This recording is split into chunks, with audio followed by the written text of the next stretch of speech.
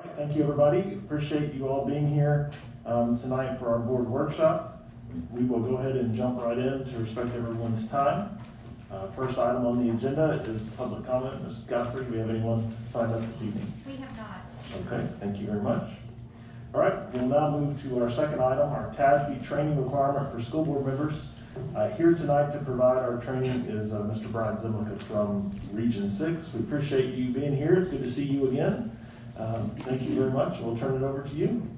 Well, listen, I appreciate the opportunity to be here again. The last time I was here, we were talking about safety in the way of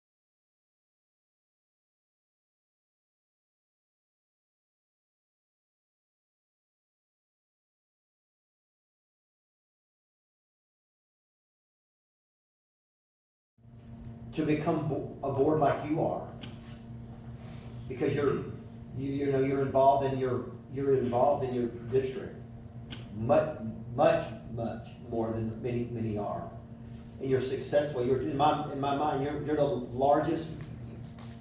You're the largest, most successful district that I know of. Just because sheer size, and you're able to manage it. And again, and it all starts at the top. Mm-hmm. So, some of the things that I'm going to talk about, most of you will know. But again, it was created for everyone, and it's sort of in a microcosm, just a little small thing. So I will go through. So it was called Senate Bill 1566. Now the next time, basically we went through the first cycle. Now we're in the second cycle, which is called ISO training, and the legislators are in session right now. And so when they get out of session in May, there'll be a new version. Okay, and I'll be back in 2 years, and we will see what it's called. So why are we doing this? Well, we're doing this because in 2017,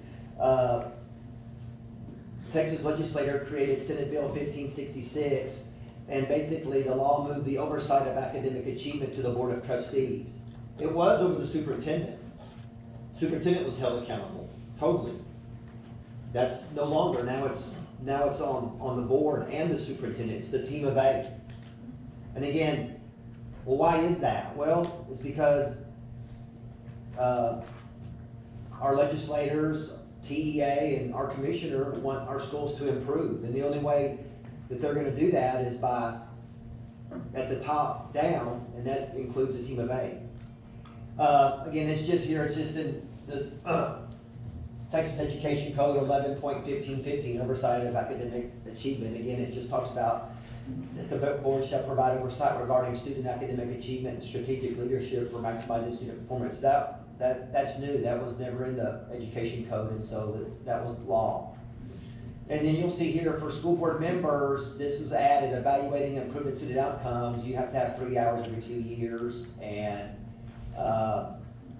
if you have a new board member, then we get them trained within 120 days.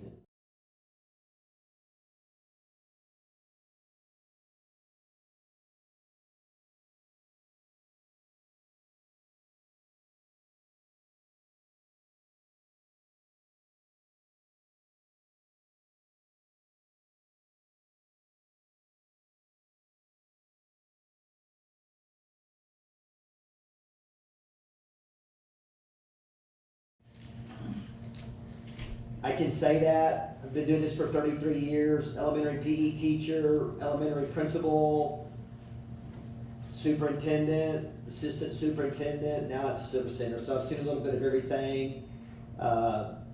Yeah, the Board of Trustees, the way you manage it along with your superintendent, bar none, that determines how your district's gonna run. There's not districts out there in the state where the board is in disarray. There's not one. That doesn't happen.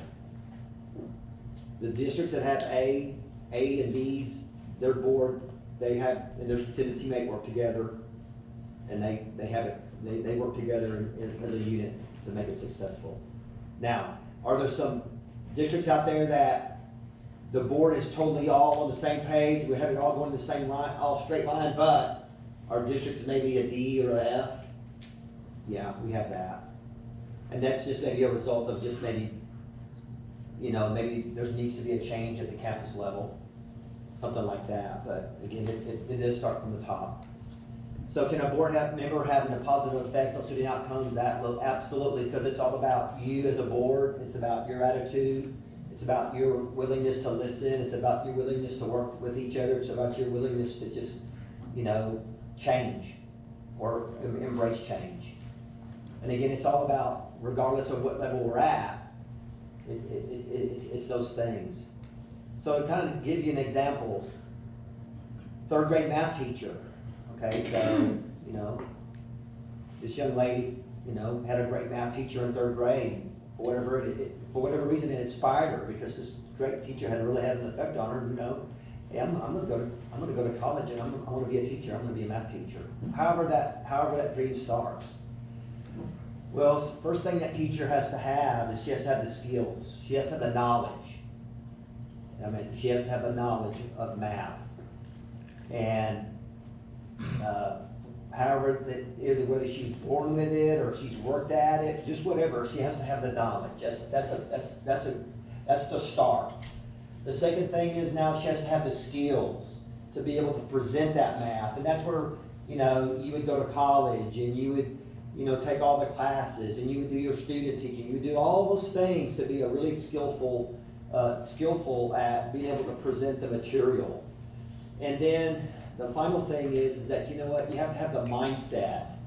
You have to have the attitude to believe that your students can learn. It's just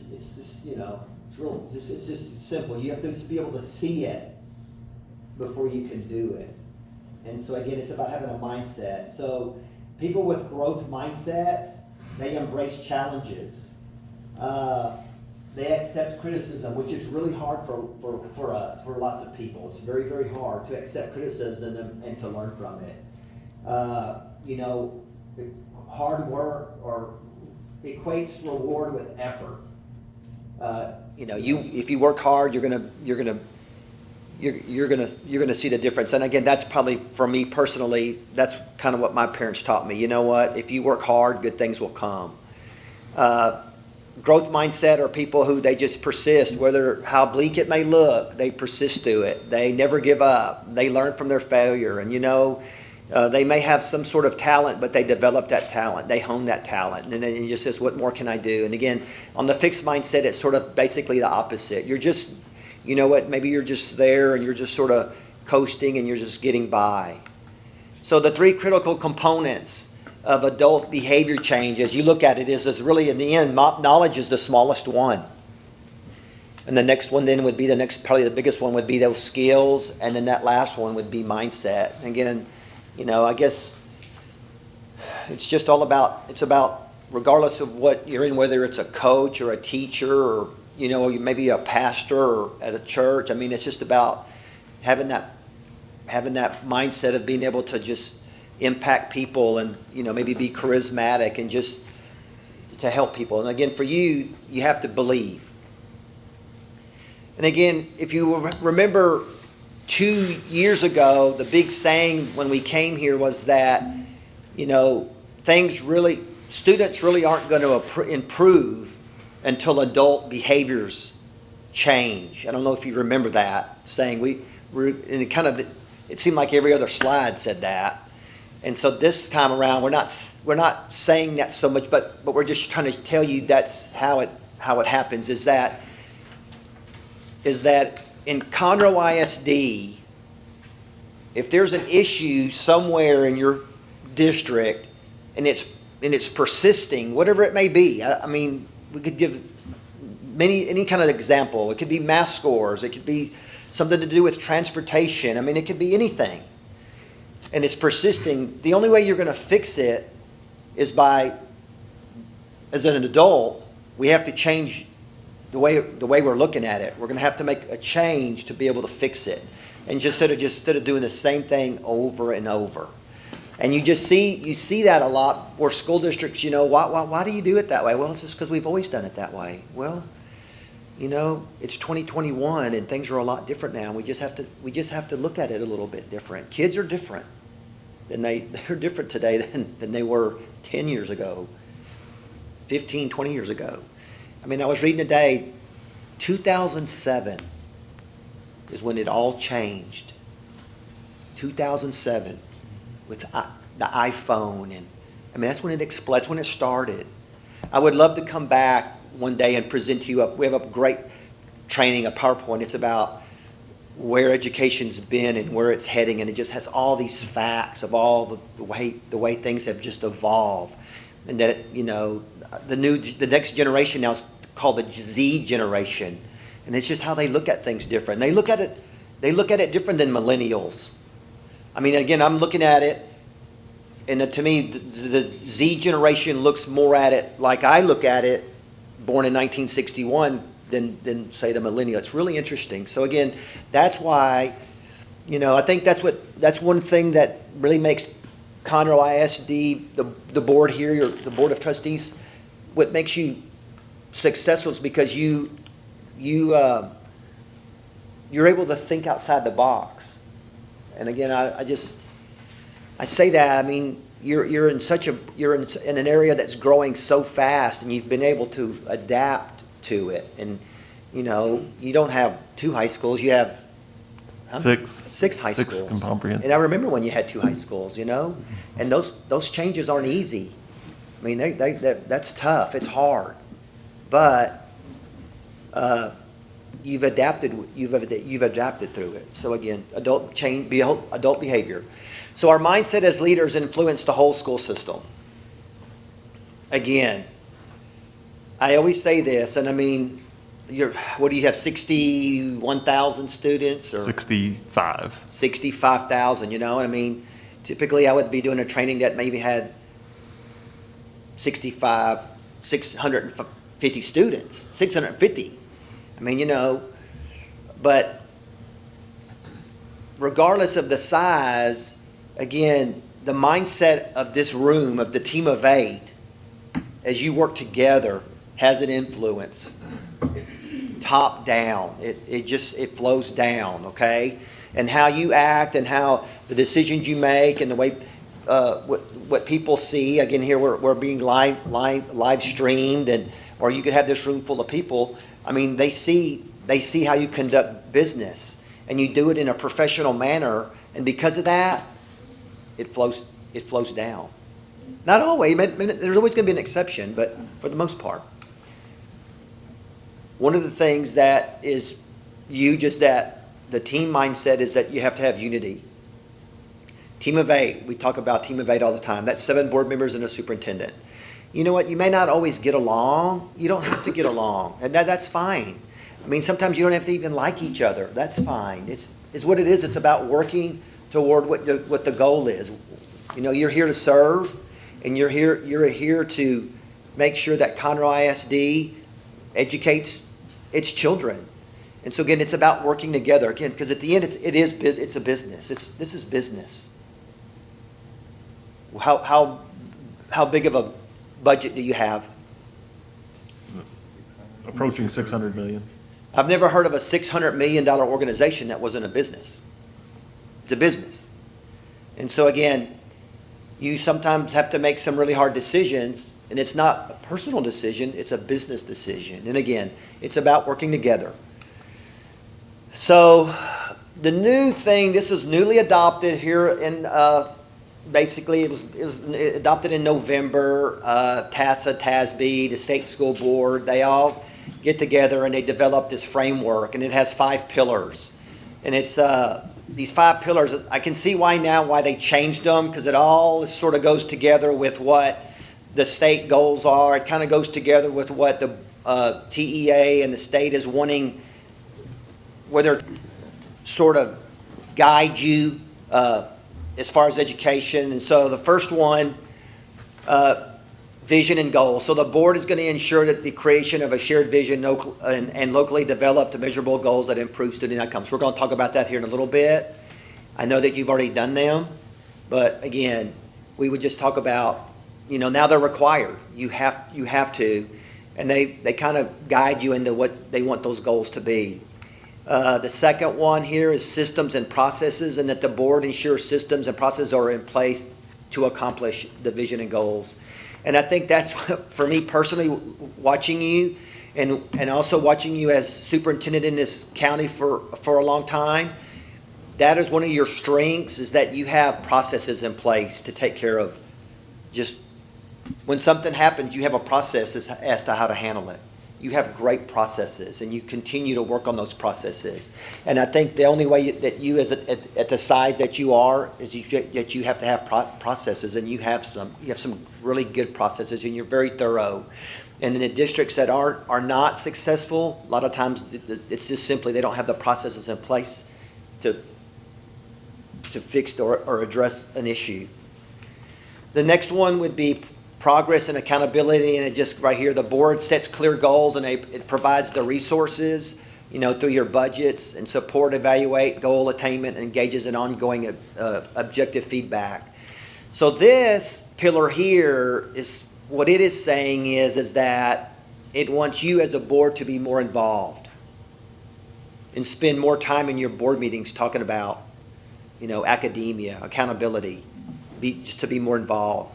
Maybe more so about academics than probably finances. I mean, for me, this was a hard one as a former superintendent. It was really hard for me to, kind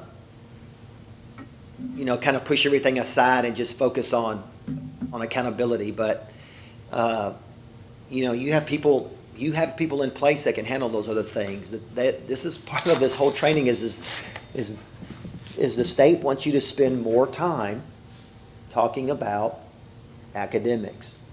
But again, you do that, and your grade shows that, but there's lots of districts that don't. They may spend way too much money on a $1,500 price tag of, something, and why do we have to have that rather than the real issue, which is academics. So again, this is not a new one, but it's just the way they outline it makes it very important.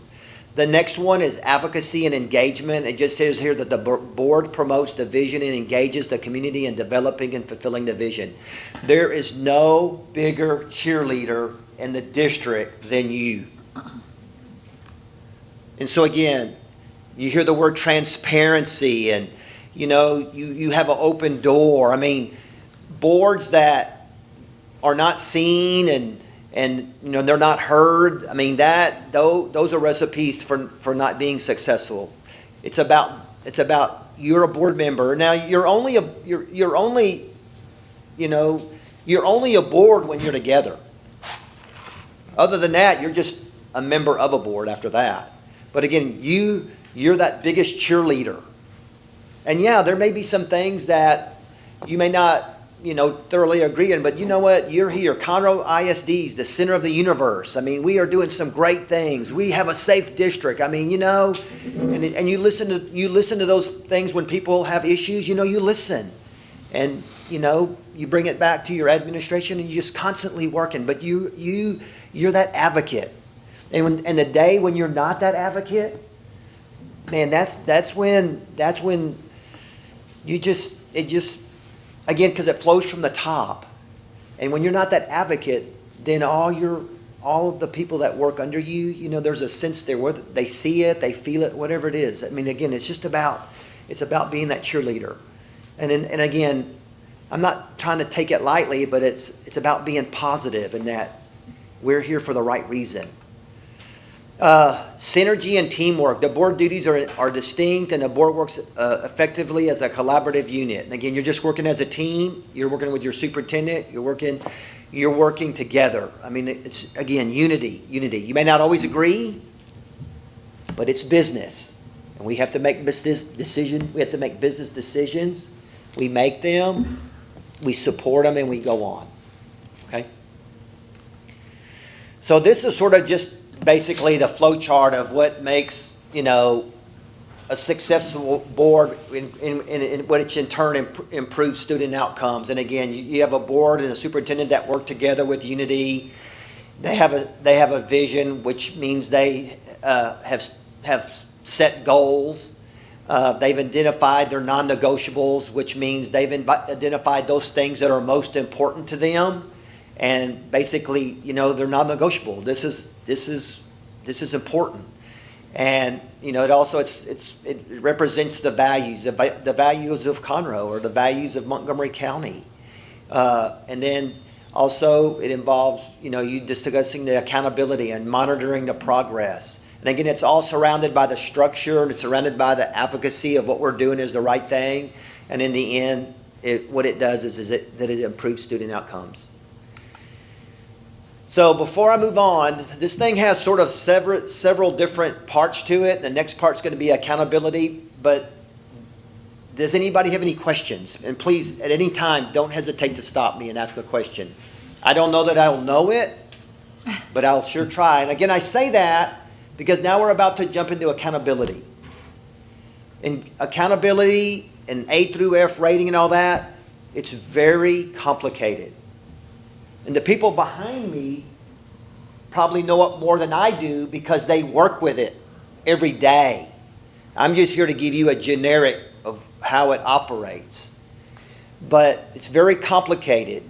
And so the part of this whole thing, again, is you have to realize that this was being created for 1,200 school boards that all had different levels of knowledge. So please don't hesitate to call. Texas accountability. So why does it matter? And this to me this is it right here. What gets measured gets done. It's that simple. If we didn't measure it, it wouldn't matter. It really probably wouldn't get done. And especially in the school business where we're all trying to do 10,000 things every day. There's so many things that we try to do or have to do, but it's those things that get measured are the ones that really get stressed. And right now, or in the last several years, it's been about accountability and this A through F rating. Now, is it a good thing? It is what it is, and we have it, and you know what? We're going to move forward with it. So we're going to do the best we can. So what gets measured gets done. So Texas accountability, a little bit closer look. So look, this is how it starts. We have TEKS, and basically Texas Essential Knowledge and Skills, which is basically assessed by the STAR exam, which ultimately gives you the A through F accountability. So let's talk about TEKS, Texas Essential Knowledge and Skills. It describes a specific knowledge of skills that every child, K-12 in Texas, are expected to know. TEKS have been around now for a long time, but they weren't around when I started this business. There wasn't no such thing. There wasn't any guide. I mean, that's the beauty of what we have now, at least in the state of Texas, that we have it based from K to 12, and at kindergarten, it's based on if they're successful, it then goes to first grade. It's all connected. Okay? It's not just here and there where it used to be. It's all, you learn this piece before you learn the next piece, and it's just all integrated. Okay? So, again, I think in that part, and over time it's changed, and I think over time it's just gotten better and better. It's basically a living document, and it's just constantly being improved. So here's an example of a TEKS. This is 3.5. This is in math, and it's basically algebraic reasoning. 3rd grade. Okay? I don't know really how many TEKS there are in math. If anybody can answer, how many math TEKS would there be in 3rd grade? Yeah, so, and this is just one of them. So, it's represent 1 and 2 step problems involving addition and subtraction of whole numbers to 1,000 using pictorial models, number lines, and equations. So, an example of an algebraic reasoning would be 500 plus 300 minus 100 equals 700. Okay? And a third grade teacher would it be, she would have lessons and she would, take days or weeks or whatever and just have all these different examples until her students mastered it. So the next thing is STAR. It's the State of Texas Assessment of Academic Readiness. And again, it measures the extent to how well students have learned their TEKS, okay? Sometimes people might say, well, that's teaching to the test. Well, I don't know what that really means, teaching to the test, but hey, these are the things that we're going to have to learn, and we're going to take a test to see how well you've learned it. So that's where STAR and TEKS are aligned.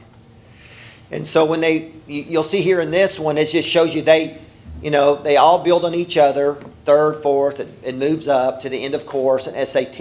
And I was told the way it was all created, it was created at the end to develop, okay, this is what we want. This is what we want our kids to know.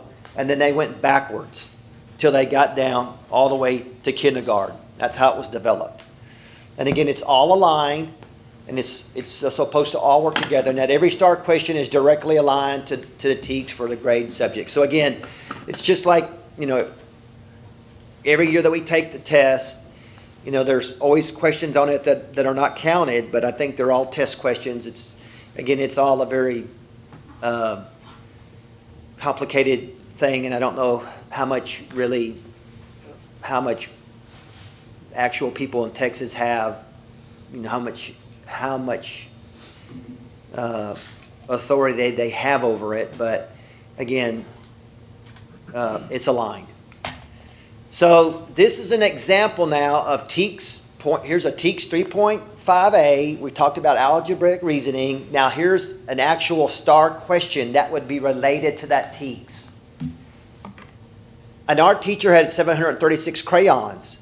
She threw away 197 broken crayons. Then she bought 150 more crayons, which equation shows how to find the number of crayons the art teacher has now. And so the answer is B, 736 minus 197 plus 150. So when you see that, the first thought that I saw it back 4 years ago when we started this whole process was, well, the student never had to even work the problem. It wasn't even about working the problem. And I also thought if this student had any issue with reading, they were done. They weren't gonna get this math problem. So again, you can just see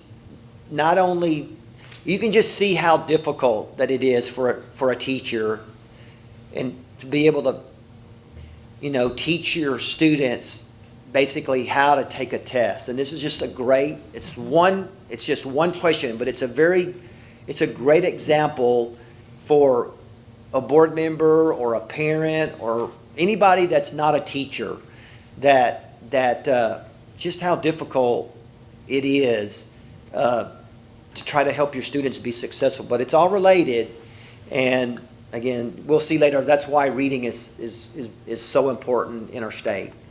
So STAR is designed to it's measuring student mastery of the TEKS, and that the STAR math test is designed to describe how much math a student knows. What STAR is not designed for, it's not designed as a formative assessment. It's not designed to check how students are doing at the middle of the year so that they can make an adjustment and then go on again. The STAR test is the end. That measures at the end how well did they do. And the second thing is that STAR is not designed as describing a child's worth or value. I don't know this. I feel like, say, 5, 8, 10 years ago,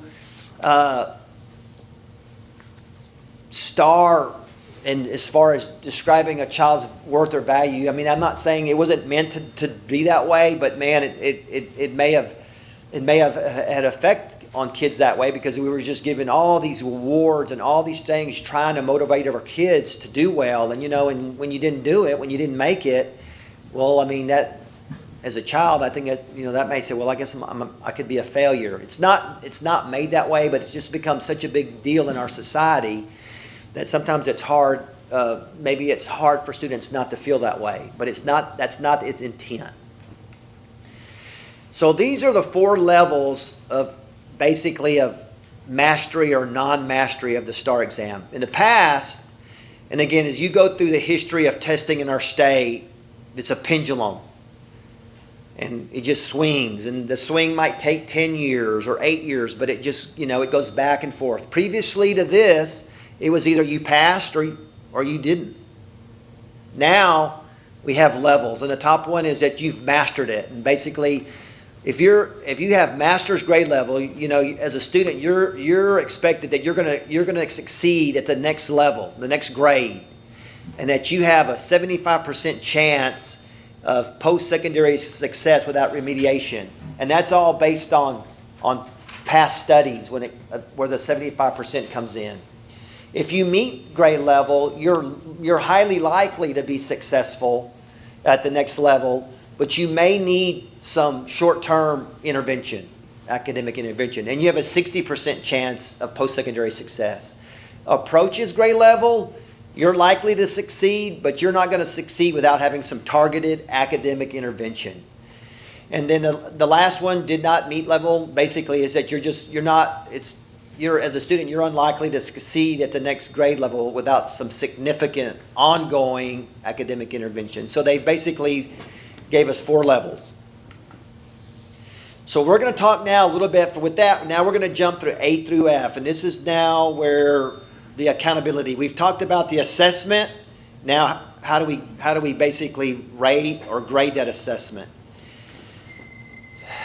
So A through F has 3 domains, and the first 2 domains is student achievement and student progress. And for your grade, you take the best of those 2, and whichever one it is counts 70% of your grade. Okay? Then the remaining 30% comes from closing the gaps. Now I'm going to explain each one of these in real layman's terms, but the best way here again is the best of achievement. So student achievement, again, it's either you're going to count 70% either from student achievement or school progress. Elementary schools, the only way that their grade is derived from is strictly from STAR, nothing else. It's based on that exam. Their grade comes from that one thing. Same with middle school. In high school, the STAR exam counts for 40%. College and career readiness counts for another 40%, and graduation rates count for the other 20%. And same way for the district. That's how you get your A through F grade, is with basically the 40, the 40, and the 20. Okay? Again, this is just an example that TEA created. You take in the very top box the 40% approaches that you count how many students have taken it, how many have passed it, and you basically take the 3 and you add them together and you divide it by 3 and you come up with a grade. That would be 40%. Then the one at the bottom, talking about CCMR, College Career Military Readiness, it's basically how many of your graduates accomplished, got at least one of the indicators compared to how many graduates that you had, I guess, from that year. And again, you divide the number and you come up with a number. That would be 40%. And then the last one is the number of graduates in the class. And so today when I was going through this PowerPoint, I added the 3 numbers, and it was 60.2, 57 plus 87.3 was 200 and something. That was the number that popped up, and that was a scale score number. Now, 200, whatever the number was, 200 something, that doesn't mean anything to me until TEA then announces to us what the ranges are. They're the ones that take that scale score, and then they break it down as to, if you get this amount of points, you get this grade. If you have this amount, and again, when this all first started, I mean, we would be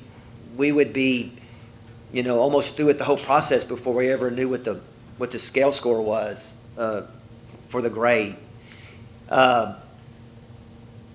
I think now that we've been in this now for several years, hopefully that information will come to us sooner and sooner each year. But again, this is just an example how it's developed. It's very complicated, and I can just say this for that what makes this so difficult. It's hard when you can't explain it to a parent. How does your child get this grade? Boy, that just puts us all at a disadvantage because it's so complicated. I don't know that there's a way to make it simple, but it is very complicated. And again, you know, when you don't understand something, it just becomes frustration. And I can understand a parent whose child is not doing well, and then they don't understand any of how in the world did you come up with this grade. I mean, you know, it's just, I can understand the frustration. So let's talk a little bit about the CCMR. So to go back here, it says the number of graduates who accomplish at least one of the CCMR indicators. So I'm gonna just list here several indicators. All a high school student has to do is meet one of them. Not one in each category, just one of them. And they get credit. So the first one is college ready. And so all they have to do in that is they have to just meet the Texas Success Initiative criteria in reading and math. Meet a criteria of 3 on an advanced placement or a 4 on an international baccalaureate exam.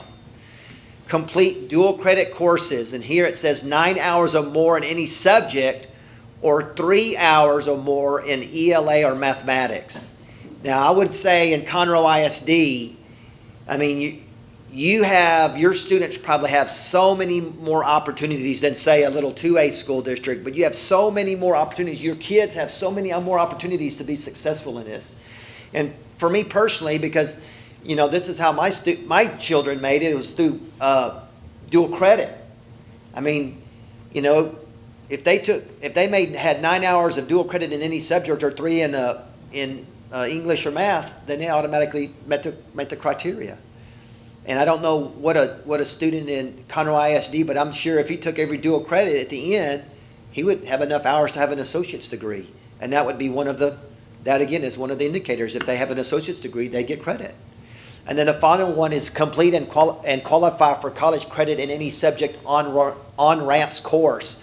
And on-ramps course it's an online course through the University of Texas. And if they get college credit through it, then they've met the outcome. There in the bottom there, it just CCMR outcome bonus. I'm not going to go through that, but if your students do exceptionally well, then you are eligible for extra funds from the state. The next one is career ready. So now the first part was about going to college. Now this one is about, hey, I'm going to learn a skill. I'm going to get some sort of certificate so that maybe when I graduate, I can go out into the workforce. So, hey, earn an industry-based certification. That gives you credit. Earn a level 1 or level 2 certificate. Complete coherent sequence of coursework aligned with certification. I mean, that means, hey, I took a course maybe in 8th grade or whatever, 9th grade. It connected to 10th grade to 11th grade. It was a coherent sequence. For special education students, graduate with a completed IEP and workforce readiness. So again, it's about industry certification and about creating all those programs where kids, and again, you know, I mean, the days of welding and just something with technology, auto mechanics. I mean, there's just so many different things now in this day and age. I don't know, there's a list of all the ththat that qualify. And again, you are blessed to be able to have most of the things to offer to your kids so they can get that indicator. The next one is military readiness. Now in the past, to get a credit, when this first started, basically what you could do, if you just talked to a recruiter and signed your name that you had talked, you were getting credit. Then TEA caught on to that and said, no, you have to enlist into one of these. But now, TEA had created all this, and basically had created all this without I guess, consulting with the military, and the military is not willing to give out student information. They're not willing to give out the information of their recruits back to the school districts. And so because of that, military readiness is sort of dead in the water.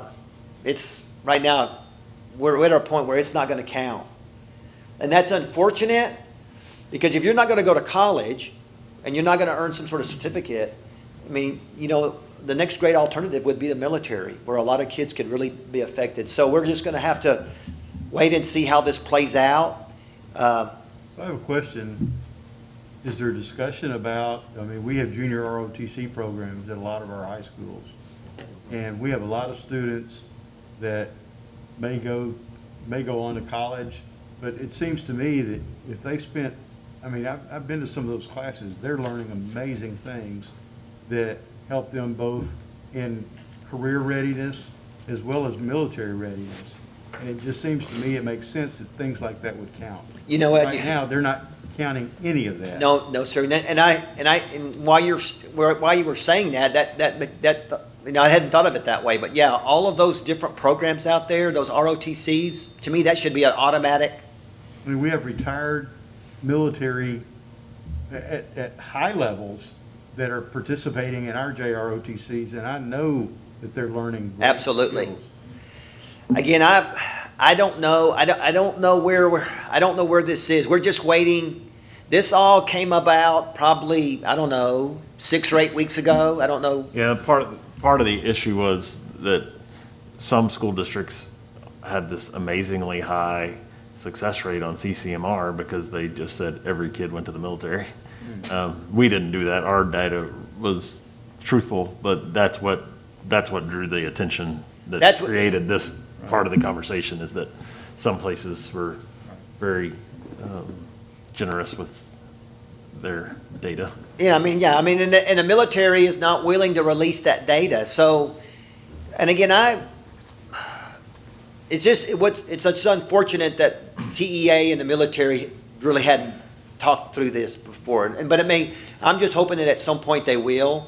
But again, just for the sake of tonight, right now we're sort of in a standstill. So on our star, you know, a child can, let's say, count more than once on a star grade. They're a member of a special population. They're an English language Yes. learner. They're, you know, all these different categories. Can a student qualify and be counted more than one time? An AP student earns a 3 on an AP test and does dual credit and gets an associate's degree and enlists in the Army Reserve and goes to 4-year college full-time all at the same time. That count 1 or does that count 4? That It's I've one. seen a lot of ones. A kid can only count one. I It's think- just the number of total kids Yeah. that meet a criteria. so if you had 500 kids in a high school, how many of them met that one? So that's kind of what the previous slide where it said that. Yeah. So I think the intent there is for you to focus on those demographics that are underserved, if you will, that are seen as being somewhat behind. Leveling the playing field, if you will. yeah. So anyway, we will see where this is headed. So that was student achievement. So let's go to the next one, which is student progress. And again, the best of these two is going to count 70%.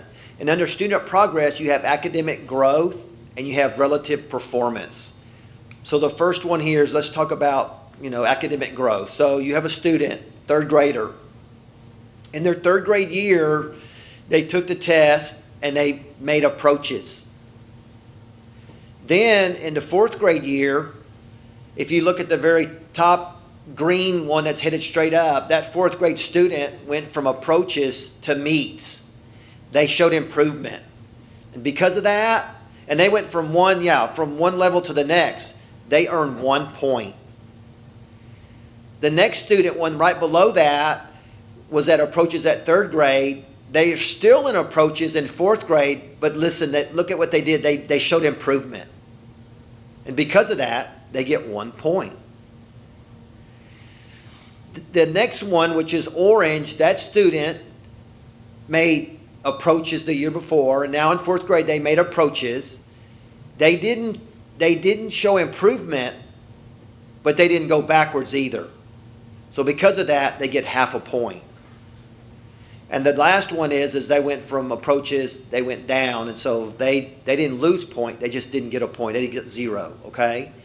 Now that's, again, from doing this a long time and all or none, the beauty of this accountability is that it shows improvement. It gives you credit for improving. Whether you're failing or not, if you're showing improvement, it's worth something. And I mean, in the end of the day, that's the way it should be. That's what we're here for, is that we're trying to get our kids to improve. The thing you have to notice, though, when you look at 3rd and 4th grade is that, look, every year the 4th grade line is higher than the 3rd grade line. And every year, it's going to continue to just climb and climb. It gets tougher every year. And so trying to keep up with it, I mean, there's never a break. There's never a halftime. You go from one grade to the next, the standard is going up, okay? So that's just a real simple way of trying to explain. This next one is a little bit more complicated, but what we're doing here is that we are evaluating the achievement of students relative to districts or campuses with the similar social economic status. Okay, so in the past, we were trying to compare schools like apples to apples, but they weren't apples to apples at all. Now, the way we're trying to compare them, it is more like apples to apples, okay? And I'm going to explain. So if you look on the line of the very poverty line at the bottom, the farther right you go, the higher the number of free and reduced lunch students there are either in that district or in that campus. And research says that campuses or districts that have the higher number of free and reduced lunch students they have, the lower the levels of achievement that school or district has, okay? That's research. So, but then those same districts or campuses were being compared to, districts that had no free and reduced lunch or maybe no poverty, no I mean, they were just totally different, and you can't do that, okay? So what they did is basically, if you look at the left line, that's basically the achievement, and the higher you go, the better that campus or that district did. So when you're looking at that very far right side there, that red dot, it says a campus with more students on free and reduced lunch tend to have lower levels of student achievement. So it looks like that campus right there scored probably around 40%. And you can see there, looks like they have roughly 96, 97% free and reduced lunch on that campus. Okay? This is not a function of talent or skill of those students at all. Would you agree? I'm sorry, could you repeat that? It's not a function of the talent or skill of the student. Well, I mean, well, it's just showing how it's showing how successful that they were on the STAR test or in CCMR. Is it showing their skill level? It's a picture of performance. Yeah, I mean, but it's not a picture of potential. So it's basically opportunity, but it can be overcome. That's the point, and that's why you have these systems in place. I mean, what we're trying to show here is, though, but if you look at the line, if you go a little bit left and you see that green dot, look at that school district there. That school district looked like they had roughly 30%, free and reduced lunch, and they scored roughly 54 or 55% on their score. They did better, but they still have the same grade. No, my point to that was I see these and I get discouraged because of the misconception I think it's sent. I get that, what you were just referencing, Dr. Nova. My issue becomes the talent and the skill level of those kids that's equally spread. right? Talent and skill, I firmly believe, understand that talent and skill is equally spread. Opportunity is not. So these kids just don't have some of the same opportunities. Some of these other kids with tutors, two-parent households, and some of the other components that attribute to them scoring better on these standardized tests. Agreed. Opportunity and I would also add obstacles aren't equally distributed. Absolutely. Either. They get, Because when you're grading people based on this, it lends itself to people shunning those kids that are economically disadvantaged or not necessarily wanting those kids in their school system or in their school. Not necessarily the school system, you gotta have them in the school system. But when dealing with zoning and some of these other issues, this is what causes, what drives that, because folks are more concerned about performance as opposed to, you know, increasing opportunity these kids may have to increase those scores. and that's one of the reasons why this system, you know, there's a lot of different things you can say about accountability systems, but one of the positives about this system is that it does have this, it gives this opportunity now for schools to succeed and show exactly what you're speaking to, because the old system didn't have that. The old system was purely pass, fail, everybody graded on the same deal. So what you would end up with is, the relationship is linear. The data is the data, right? I mean, it is the data. Agreed. But what it would do in the old system is those schools could rarely overcome, because it is linear data. But now, because they've kind of stratified this, and you see it with us, like you'll see Armstrong Elementary succeed, you know, get an A. Their scores might not be as high as Galatas Elementary, but it shows the work that they're doing and the success that those kids are having, and it shows their success. So this new system is much better for showing those wins than the old one. The old one was overly biased. Understood. And to Mr. Moore's point, this is why the criteria gives multiple points, if you will, to some of those classes that you were laying out, so we can indeed focus more so on those and help bring them up to where they're successful. Yeah, and you may see in some schools, based on opportunity and all those things, where a first grade class, every single child in the classroom is reading on or above a first grade level at the beginning of first grade, where at other schools, because they have not had those same opportunities to have early literacy programs, they're starting well behind. And even by third grade, they may still be behind. And so now that we get points for showing growth and all that, that's where you see some of our schools really succeed. They may not get them in 1 year's time all the way up to where they need to be, but they're showing this great growth, and they should be rewarded for that. And that's another way this system does, and it helps. And it you know, that success breeds success, I believe. And so you see that in some of our campuses. I mean, Houston is our best example, right, of a place that now is showing a lot of success, and it's really based on that growth piece, where every kid may not be passing yet, but they're getting half a point because they are showing that growth. And that goal is, at some point, when you grow by more than a year every year, at some point you're going to catch up. And then you know, we need that to happen before high school. That's the push. And that's well said. And Mr. Williams, I understand what you're saying. It's a great question of what you're saying, and it's just going back to the way it was.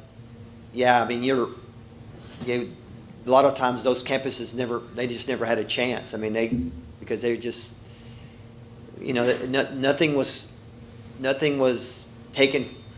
I mean, they didn't get any benefit. And this is a way of at least being able to show, just like Dr. Null said, that they're making gains. And again, as long as they're gaining, you know what? Do we want them to make more gains? Absolutely. You know, will we work for them to have more gains? Absolutely. But we're going to give them credit for the gains that they have, for sure. Yeah, the old system might have shown a campus being a failure, where the new system and the reality that we all may know is that might be the campus that has really the best teaching and learning occurring anywhere in our district. And now they show up as an A, where They- previously they were never going to be a recognized campus or an exemplary campus, because the math just wasn't ever going to work in their favor. But today, they can be an They're A. going to get credit. I mean, early in my career as a superintendent in Nacogdoches County, I was at a school district that was small and it was very high minority, high free and reduced lunch rate. I mean, we worked our tails off, but we were being compared to the 7 other districts in our county that were, all white, no free and reduced lunch. I mean, they were knocking the top out of it. Well, I mean, and we were being compared, and I just felt like, I mean, we've worked so hard and we've done well, but if you're going to compare us the way it was compared now, in this day and age, we would have blossomed, because we would have gotten credit now for the growth that we had. So again, for me personally, I think this has gone a long way. Can it be better? Absolutely. But this is a great step in the right direction. So, But anyway. Isn't a school that fails, it gets certain attention and resources, and versus a school that now shows an A isn't going to get the same? Isn't there something to be said for an indicator to show you where you need to focus more? Because there are obstacles and there are a lack of opportunities. But I don't see them getting more resources. The resources come inter-district, so the district is focusing more resources. The state's not gonna give you more resources because you're failing. Well, the state is requiring, if you have a D or an F campus, then they're required to then do certain things. The state is, or But- the district? The state requires state it. requiring those Requires them to districts. do it. Yeah. That's my point. But- The state's requiring the district. Yeah, so like at the service center, we are involved with all of those districts that, if they're a D, we have to do certain levels. If they're a F, there's more levels of things that we have to do for those districts. And if they don't get out of that rating in the next year, well, then we obviously do more. If they get out, well, then, we don't have to work with them like we did previously, but. But we do have funding, Mrs. Chase, that is tied to the number of economically disadvantaged students or potentially number of bilingual students. It's automatically, so they could be an A, they're still going to receive that extra funding. Absolutely. Based on their population. So for us internally, they're not, just because they receive an A, if they're a 90% eco-disc school that has an A, they're not off our internal work radar, because that's a fragile A, right? It can go at any moment, but their funding is based on student population, not necessarily performance. So the example you gave of Houston, did they have the same attention and resources that they do now presently because of their accountability rating versus before that? No, so if you do fail, then yes, you ramp up, as Dr. Zimlica said. It's going to be a ramp up system, but for us internally, F it's just an area we don't normally live, and we're not going to live there, right? But so we have kind of stratifications within our own world. So we have a tiered system. So we have our tier 1 schools that some may have D's, some may have C's. That, if we identify where there's struggles, we bring in additional resources, additional supports. The goal is to build the capacity within the school so that we don't have to continue to bring all the external resources. So that's part of what we did at Houston, is building up those capacities and giving them systems where they can function on their own. And then now we have Dr. Taylor's team, who takes that knowledge that we learned there and replicates it at our other tier 1 schools. Now, even we still provide support for schools that we know are going to score an A, but that doesn't mean we can't get better. Right, like there's still room for growth everywhere, so they still have their own levels of support, and that's one of the things that we did this year that we haven't necessarily previously done, is added more instructional coaches to those schools that we're not worried about in this system, but that we just want to get better at, and we haven't had that before this year. So that was an investment that we made just to try to help continue to push forward. And mainly our more affluent, maybe South County elementary schools that haven't had those opportunities to receive that coaching. And that goes back to the processes that you have in place. I mean, that's a perfect example of, if something happens with a campus, you have processes in place to try to improve it or fix it. And again, that's because of the size of your district. I mean, you have that ability, and again, that's what makes you successful. For most districts in our region that are small and rural, they don't have those processes in places, so they rely more on the service center. And we provide, but again, we're trying to provide it for 50 other districts, whereas you can concentrate it, for you. Again, it's a great process. Again, it's a very complicated slide. Again, I'm just trying to give you an example of just what it is, how it is now compared to what it was before, when it was just all or none. Well, So, if you go back to the green dot that you were showing, that campus right there is probably also in some sort of stress. It is very low on the poverty line. yes. It's barely coming out of a D status, C status. I mean, that would be one that you would also look at to try and understand what is causing that sort of Absolutely. grade, where it should be, technically it should be higher achieving, because if you go with this, more students that are on, that are socially disadvantaged, they should be in the A section. Yeah, and it does work on that reverse, right? Because in the old system, that green dot school would never show up as a problem. Right. Every year they would have, would they be recognized or exemplary might be the question, but they were never going to be a failure school ever. Where now you can see that, like a C, that's unacceptable. Yeah, they're right on the and they're line. borderline to be And a they're D, really and those are good. schools that we would be going to, something is wrong. Like, Right. teaching and learning needs to improve here. How do we improve that? And so it absolutely works both ways on the lower end as far as failures go, but also schools that should be A's that are turning in B's or C's. It's the same conversations.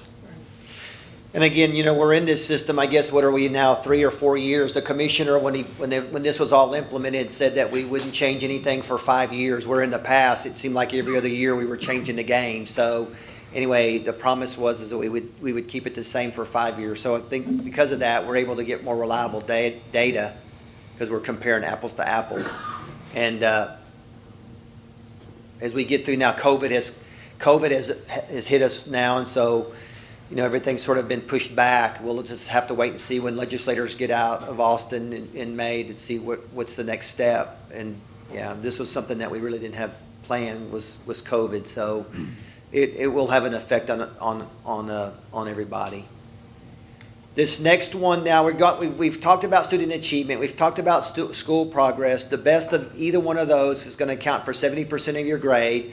So then we go to the final one, which is closing the gaps, and that counts for 30% of your grade. And it also ties into the federal accountability requirements. And then you can see here, this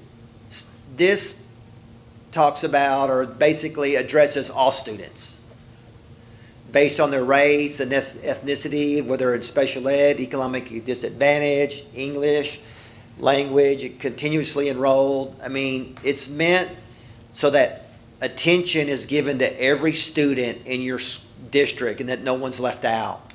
And if you'll look at this slide here, these are the 14 student groups that we recognize kids.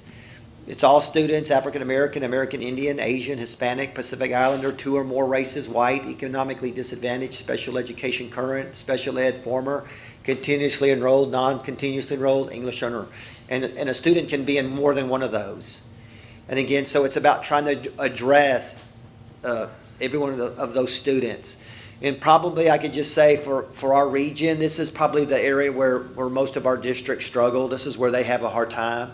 Is where they sort of missed the target, is trying to be successful with all of those different student groups. And then you can just see the weighted components there. It's academic achievement, graduation rates, or academic growth, and then the CCMR or student achievement. So again, those are the components that are weighted, and you just have basically the total targets met divided by the total possible targets, and then that's how you come up with your A through F grade. I guess this coming up year, I guess that's all been suspended, Dr. Knoll, and so, again, we'll just have to wait to see what our legislators, what will be the next step. But this is just really a real simple way of trying to explain how we come up with the A through F rating. And again, it goes back to the best of 70% and 30%, and you come up with your final grade. And this slide just basically just kind of represents just how complicated that it is. It took a long time. It took a long time for us at the Service Center. We did a lot of presentations. We had the commissioner come to our region superintendent meetings, and we had a lot of people from TEA come trying to explain the A through F rating and how it was determined. And a lot of times they were there trying to explain it before it was even finished. It's very complicated, but this is really a great website. If you want to know more about your district or any district, this is a website where you really would need to push your parents of all of your community. Let them go to texasschools.gov, and they can get more information regarding the A through F rating for their school, for their district. But they can also get it for any district in the state. They can look at any district, and they can get some really good information, and they can do some comparisons. It's just, I think it's one way to really help parents try to get a better grasp of what it is. And just to be clear, for even as complicated as that just looked, if you just did what we just saw on the slides, we have an A every year, right? When you just do the math that was just on the slides, our score is an A. But because of the secondary rules that come in after all these slides, based on a couple of our campuses, that's what's slotted us down.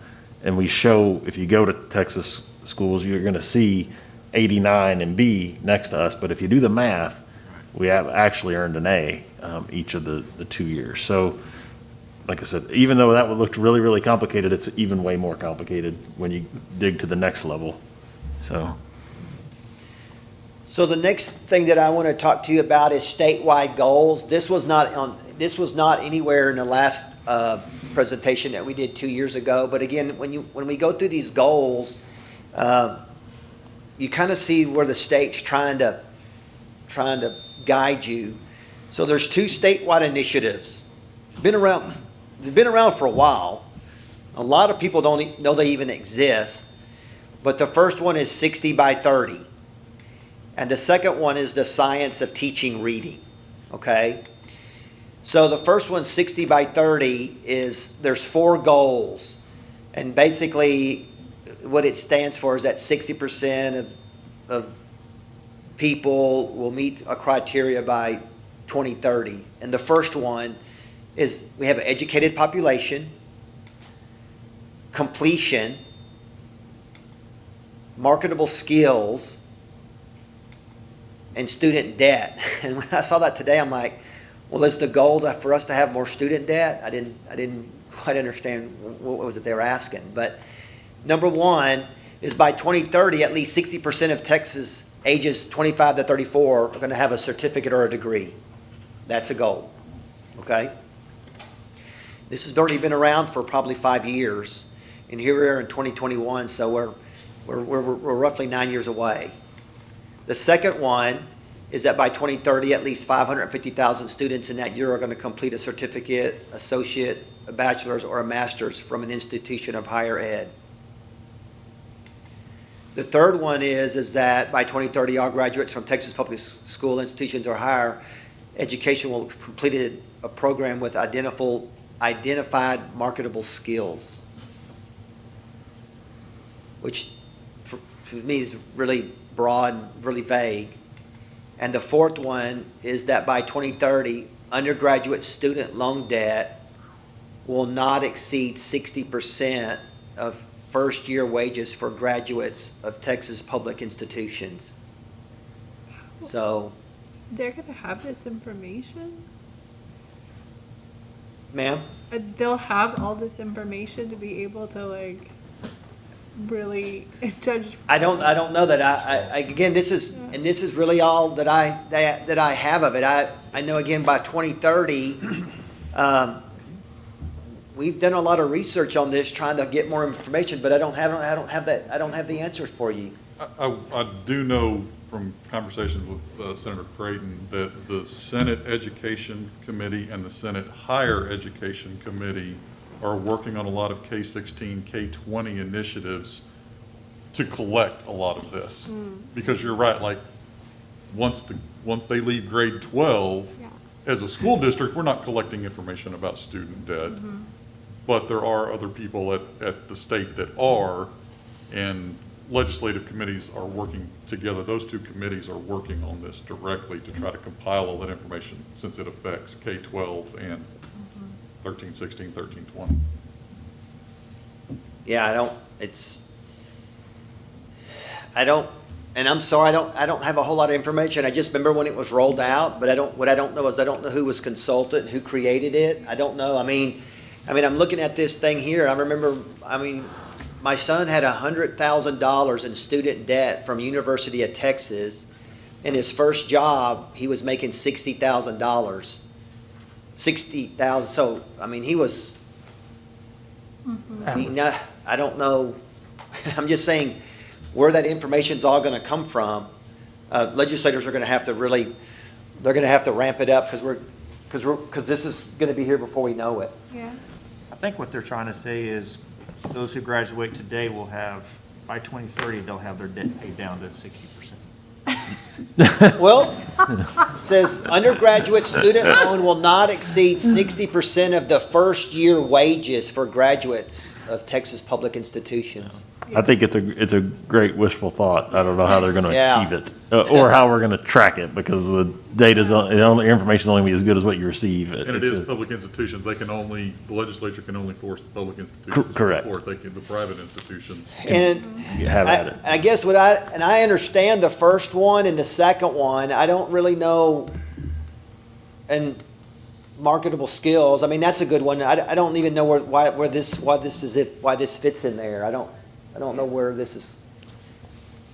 I don't As know a why soon-to-be dad of 2 kids in college, I'm all for it. Like, let's lower the prices. Yeah, I am too. It would be great if that was if the goal was to lower college tuition. If that's the goal, then that's great. I'm a fan. Yeah. Yeah. And are there actions behind this? Or are they just goals or vague ideas or Dream. dreams? Yeah. Wishes, hopes. I've been at the service center. This is my 7th year, and I remember the first year I got there is when I first heard these, and I haven't heard much other. The only time I ever hear about it now is just when I'm presenting it, because I don't know anything else.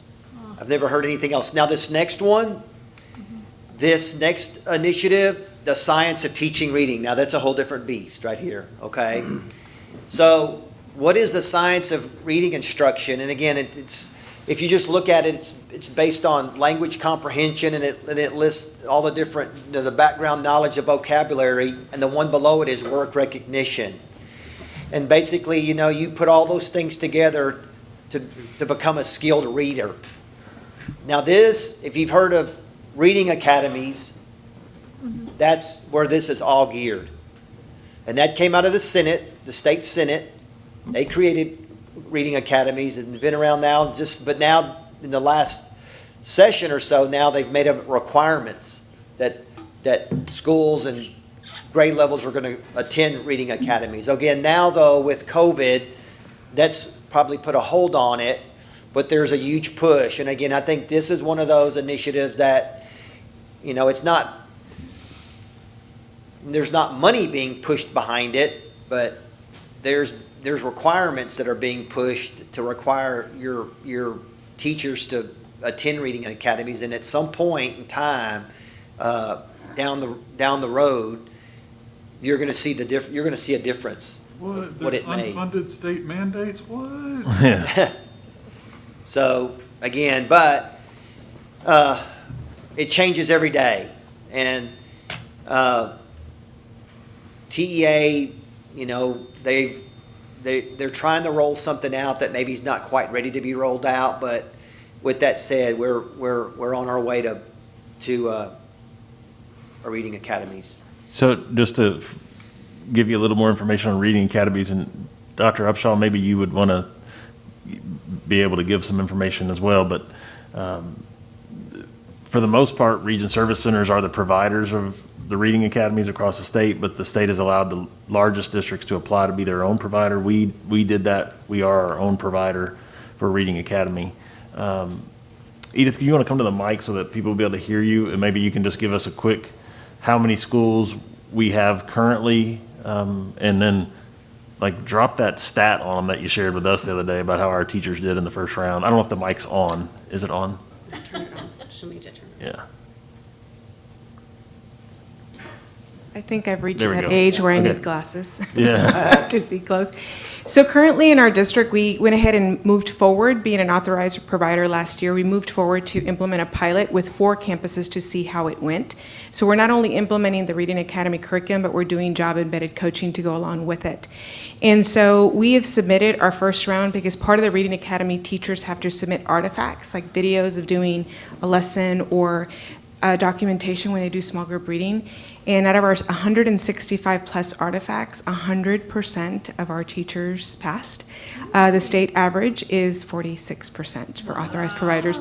So we're really proud of that. We have met with our superintendent and our executive leadership to talk about our plan to implement about half of the remaining elementaries next year, and then in the next year doing the other half. So how many teachers is that, Edith, that we have to do next year, roughly? I would, about 15, 16 schools, I'd say, let's say about 600, 700 teachers, and then any new teachers that come into the school district that come into those 4 pilot schools, we have to train them. And we train about 300 to 400 elementary teachers a year. So it's not only the program that we're implementing as we move the schools, but every year we'll need to train the teachers. And so right now our goal is to finish K through 3 this year in 2 more years, and then 4 and 5 will come on board, and then 6 and 8. So this is a 10-year state commitment of getting teachers to build this knowledge to be able to help our students be And successful readers. Overall, we believe in it. Like we like the training. We think it's good. We have no complaints with the training. I have been asking our legislators to extend the timeline because this year has been, we had to be limited, but if they don't, we'll comply. The challenge with compliance is, which we're going to talk about the budget. This is the next topic, but to finish up all of the teachers that we have to finish in the next 2 years, we're going to have to hire more staff to be the trainers because they cap the number of teachers Yes, that a they trainer do. is allowed to work with, and it's probably going to cost us. Speaking of unfunded mandates, somewhere between $300,000 and $400,000 annually to hire those people to do the work. So if they were to extend us a year, we might could hire 1 less person, save us money to do that. But if they don't, then it will be a significant investment in talent to become the coaches. But overall, it's of all the going things great. the state does, this is really good. It's good training. It's going to make us better, but it's not going to be inexpensive to get there. So thank Thank you. you. Are we expecting to see the results in the STAR testing? We expect to see the scores go up in reading due to this instruction? Or what are we looking at for the student? How do we know what we have given our teachers is translating to the student? So when you look at the rope, right, you look at that, the difference between the yellow and the blue. So the blue gives you those comprehension level skills that you need to be able to attack the STAR, if that makes any sense. But the lower yellow piece is all those word recognitions for our struggling reader kiddos. So the goal is overall to teach teachers how to put 2 and 2 together. Because let's think about a 3rd grade teacher that has a kiddo coming in on a 1st grade reading level. They need to know those skills too, right? Because that happens, especially now during COVID. So it's bringing that all together to be able to bring up the struggling reader, and then the child that is already that advanced reader, how to get them to that higher level. So yes, overall the goal is to be able to put it together. What folks have a hard time understanding is that half a day of a literacy block, how all of that flows together. And that's what this brings together. It's not the read aloud separate from the small group, it's all entwined to be a rope. And that's truly something that needs to be taught to teachers because they're not coming out of college with that knowledge, right? So that's something that this information is doing for us. And I think literacy is the key to all testing, right? I mean, like we saw earlier, we saw a math question that was a reading question. Right. So it'll be reflected on reading scores, but I think you see it across the board.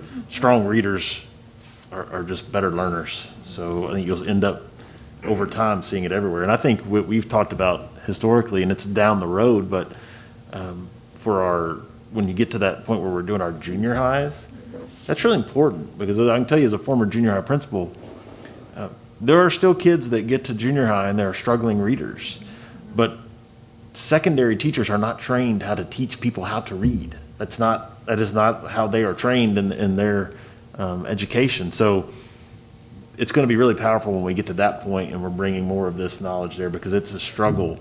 When I was a junior high principal, I hired elementary teachers often because we needed somebody in the building that could teach someone how to read. So I think it's going to pay off. There's a lot of different things that they send us to do that we look at and we go, what was it, like the bus evacuation training? That was one of those. There's plenty of things we look That's at and we go, why are we doing this? What is this about?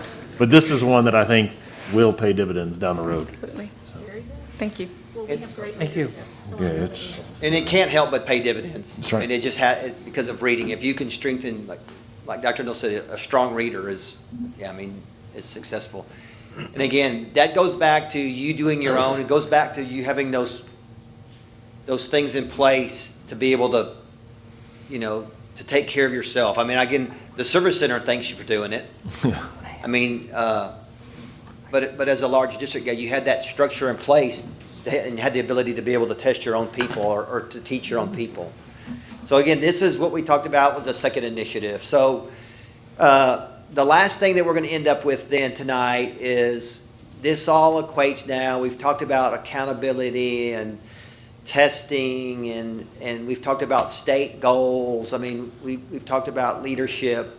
So we want to talk a little bit about goals, and the statute requires that school boards to adopt detailed plans developed by their management teams that contain specific quantifiable goals in 3 areas.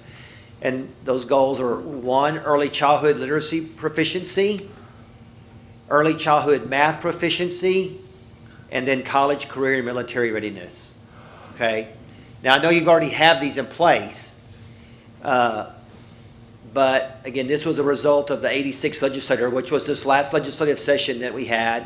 Now we're in the newest one now, so we will see if anything changes of this. So when it came out in the 86th legislation, it was a 5-year goal for aggregate student growth in 3rd grade reading and math, STAR.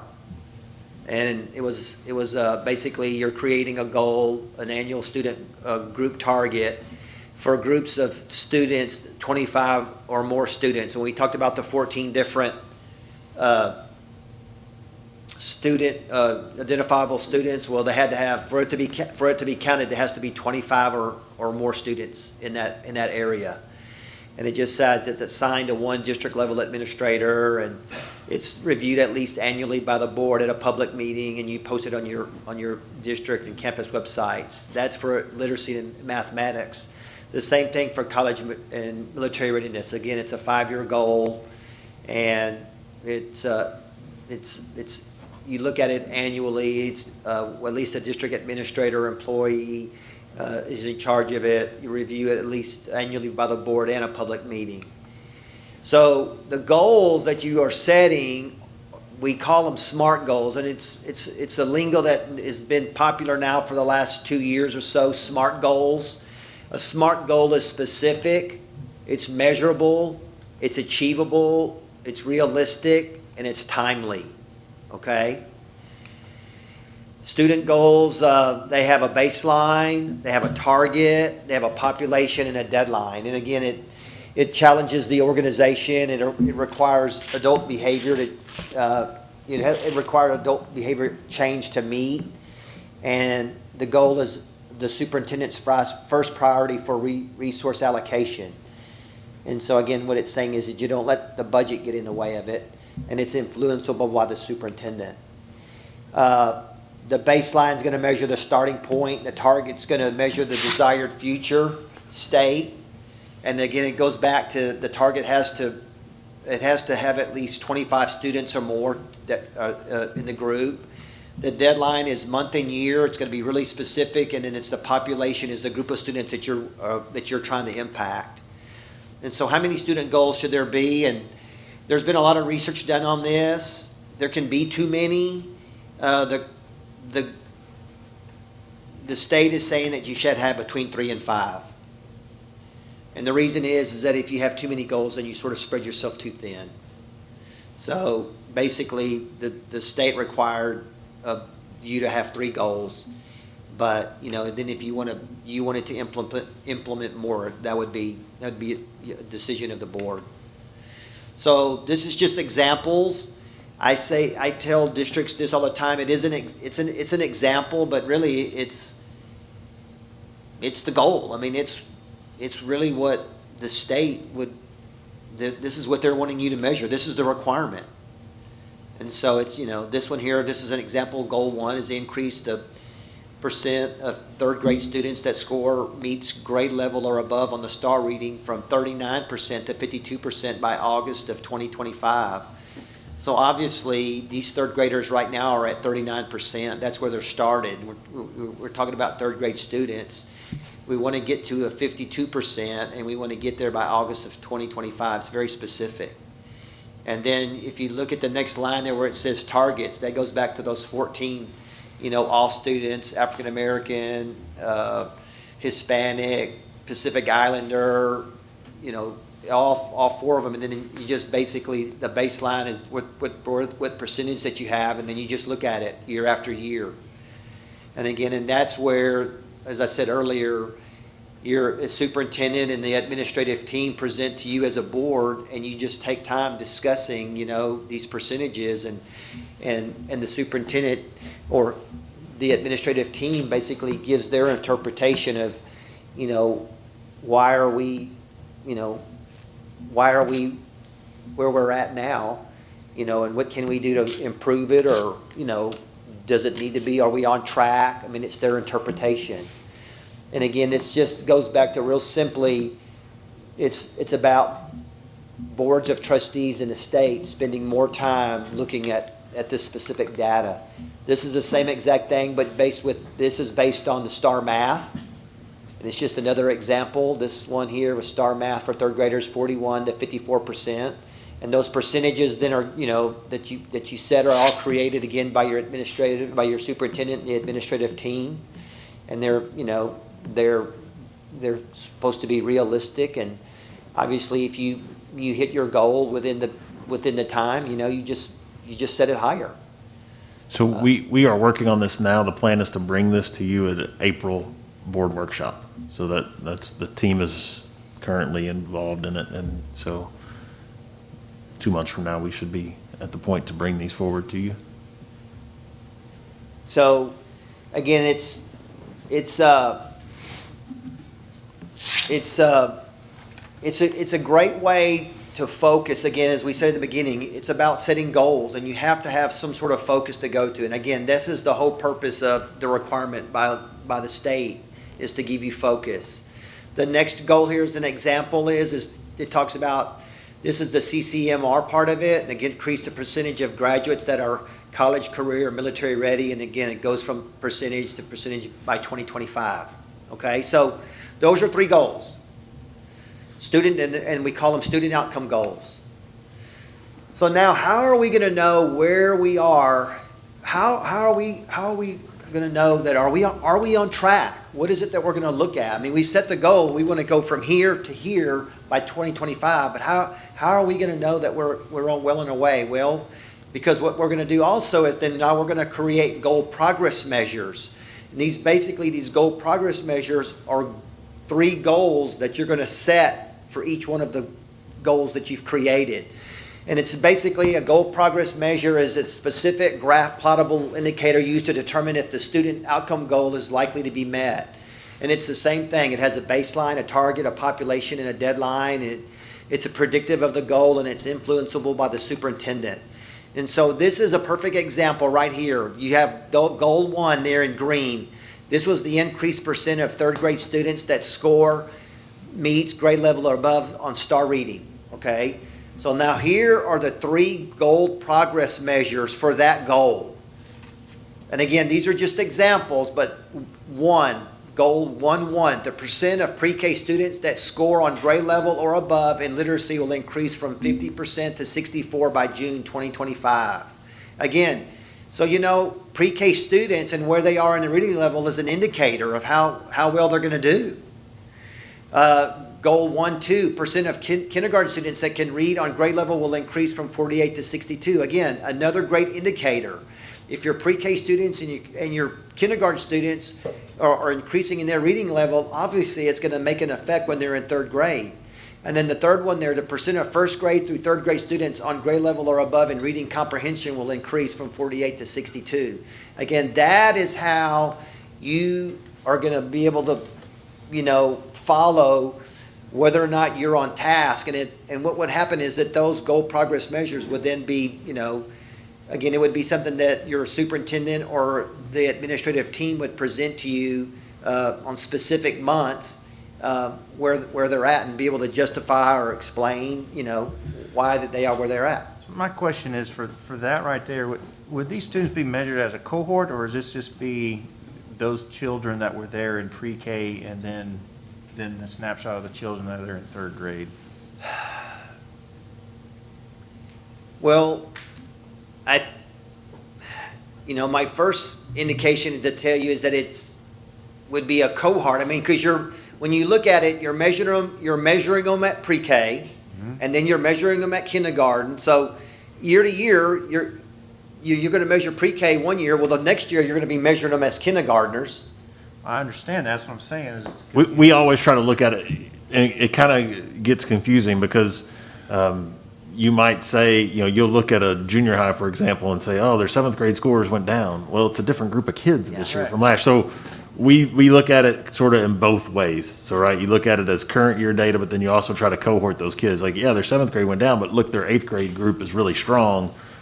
And that group that's currently 7th graders, they might have been really weak as 6th graders. So we try to view it both ways when we look at data. I think it would have to be that. You have to, yeah, because it's the kid. Yeah, it's the kid. You have to pay attention to each To those kids. group of kids. Well, yes. you look at it, what you do is you look at it every way you can. That's right. And so again, it's just, you know, you're basically being required to make it specific, but you know, you're going to have a lot of other goal progress measures that you aren't going to have, that you may not have basically before the board, but there's going to be other indicators that you're going to also look at to measure to see where they're at. The next thing, again, these next slides are just examples. This one was reading, this one is math, this one percent of pre-K students that score grade level or above in numeracy will increase from 55 to 70.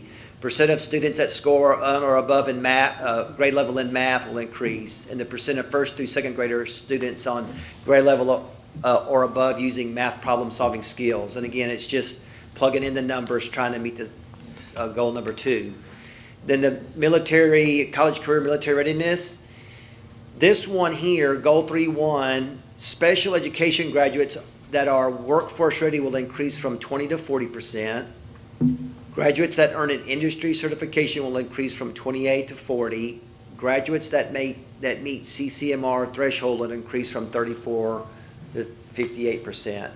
And again, in a district your size, you'd be able to probably create as many goal progress measures because you have so many more opportunities as, you know, that you offer your kids. But again, that's just a way to be able to follow your goal and the progress of it.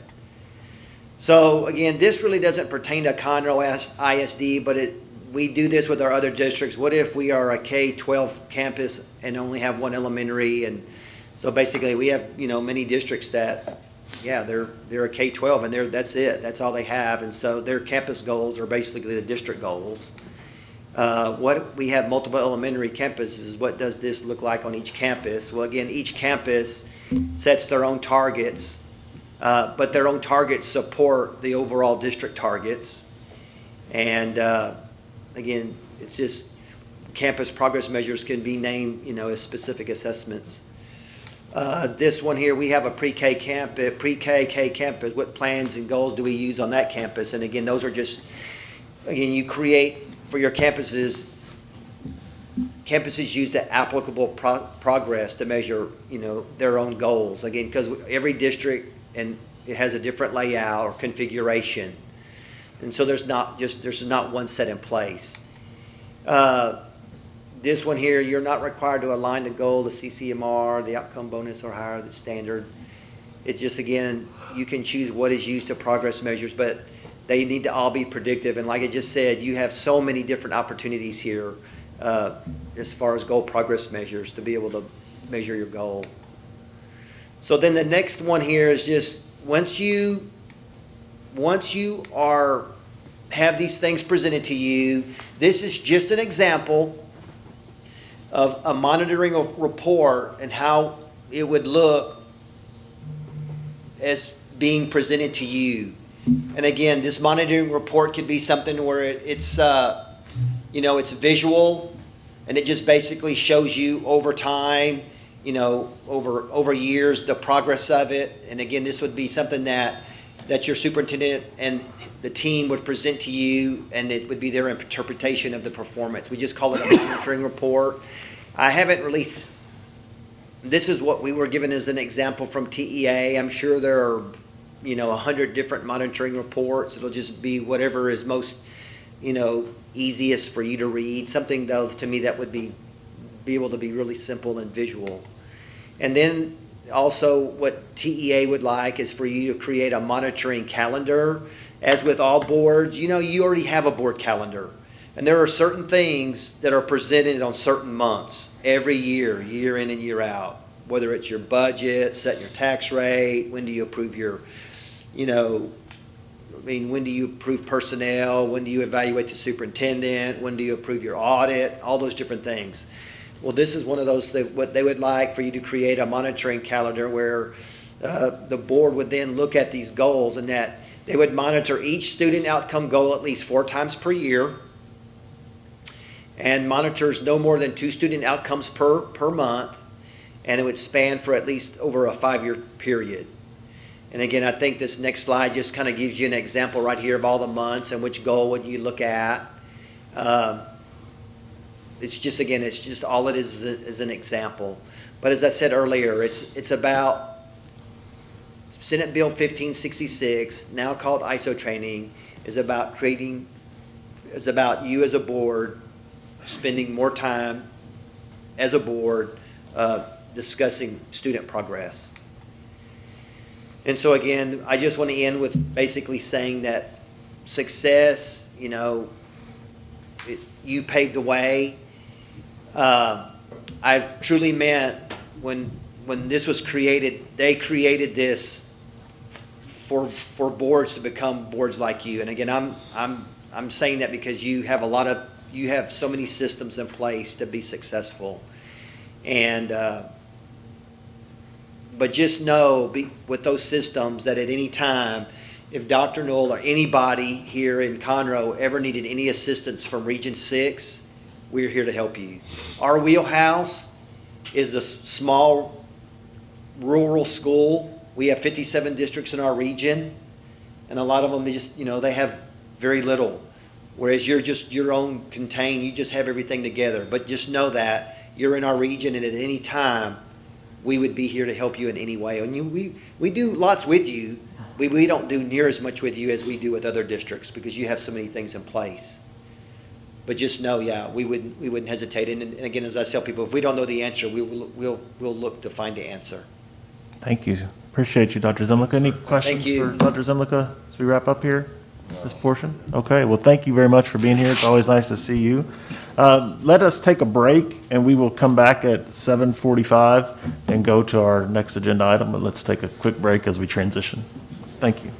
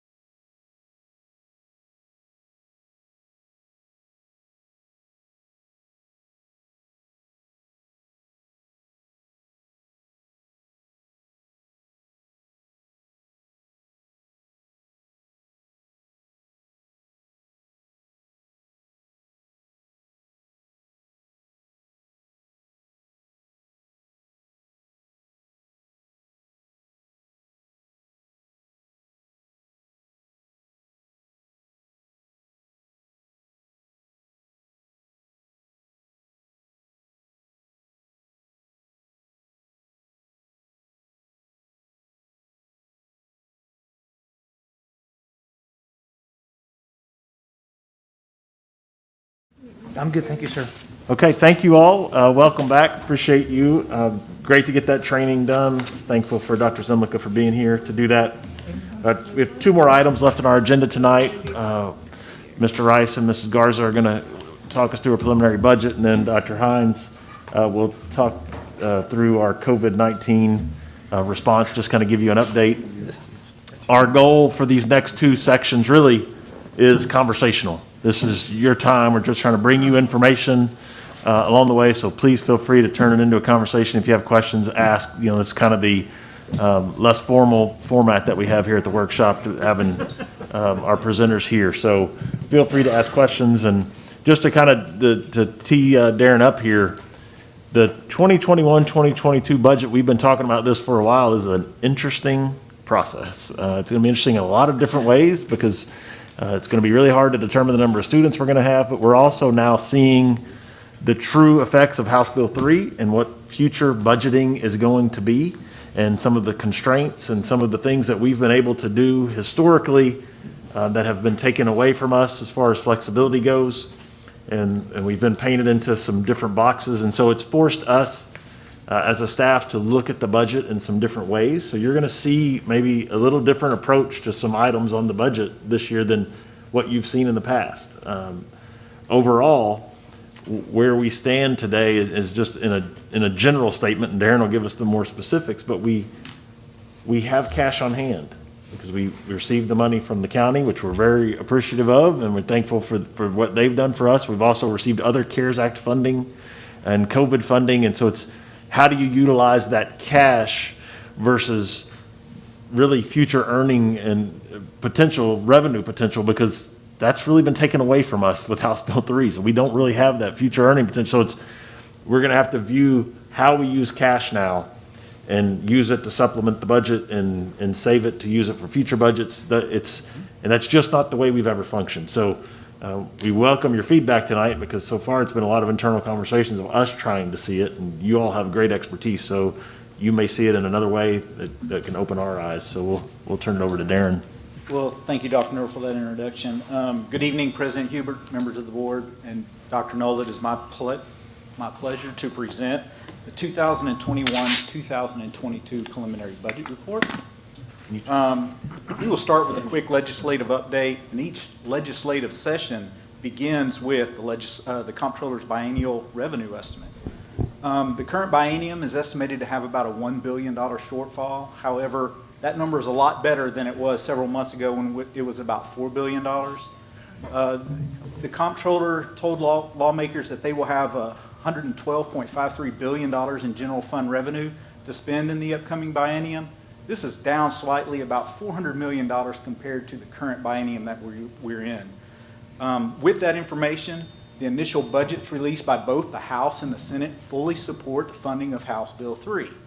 However, within House Bill 3, there is currently no new money, meaning we're struggling to come up with ways to give teacher raises, come up with new program expenditures, things like that. So you'll see that in this presentation, what we're working on. And then within that, there are unknowns. Will we be able to have funding for virtual school? How the ESSER II funding will flow to districts, the CARES Act that was just passed right before the break. How will that flow to districts? We've been told it would be 4 times the amount of money that the state had received previously. Really throwing a dart at it is, where's our enrollment going to end up? And you will see the challenges we've had just this year with enrollment. And then how is COVID-19 going to affect the district, not only this year, next year, but in the future? So those are some of our unknowns, but also our major challenges. So these are our 2021-2022 budget objectives. They include to meet the needs for the 2021-2022 school year. This year we will be opening up Hope Elementary. Once again, we want to provide a competitive compensation plan. We want to provide continued support for mitigation efforts against the spread of COVID-19. And then we want to provide the supplies and equipment for maintaining a safe environment for our students and staff.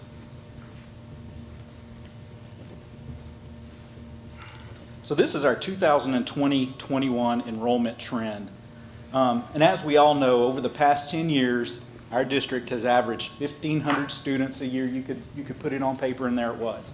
So in 1920, we were at 64,799. For the 2021 budget, we said 1,500 students. We went to 66,298, and when COVID happened and at the start of the year at our snapshot date in October, we were at 64,565 kids, or 1,700 what we budgeted. As we move further throughout the year, at the end of January, we're at 65,119. We've increased about 550 students since our snapshot date. And so with our budget this year, we're optimistic. We're going to use 1,200 increase over where we are on January 28th. And that increase will put us right back to where we started this year at 66,298.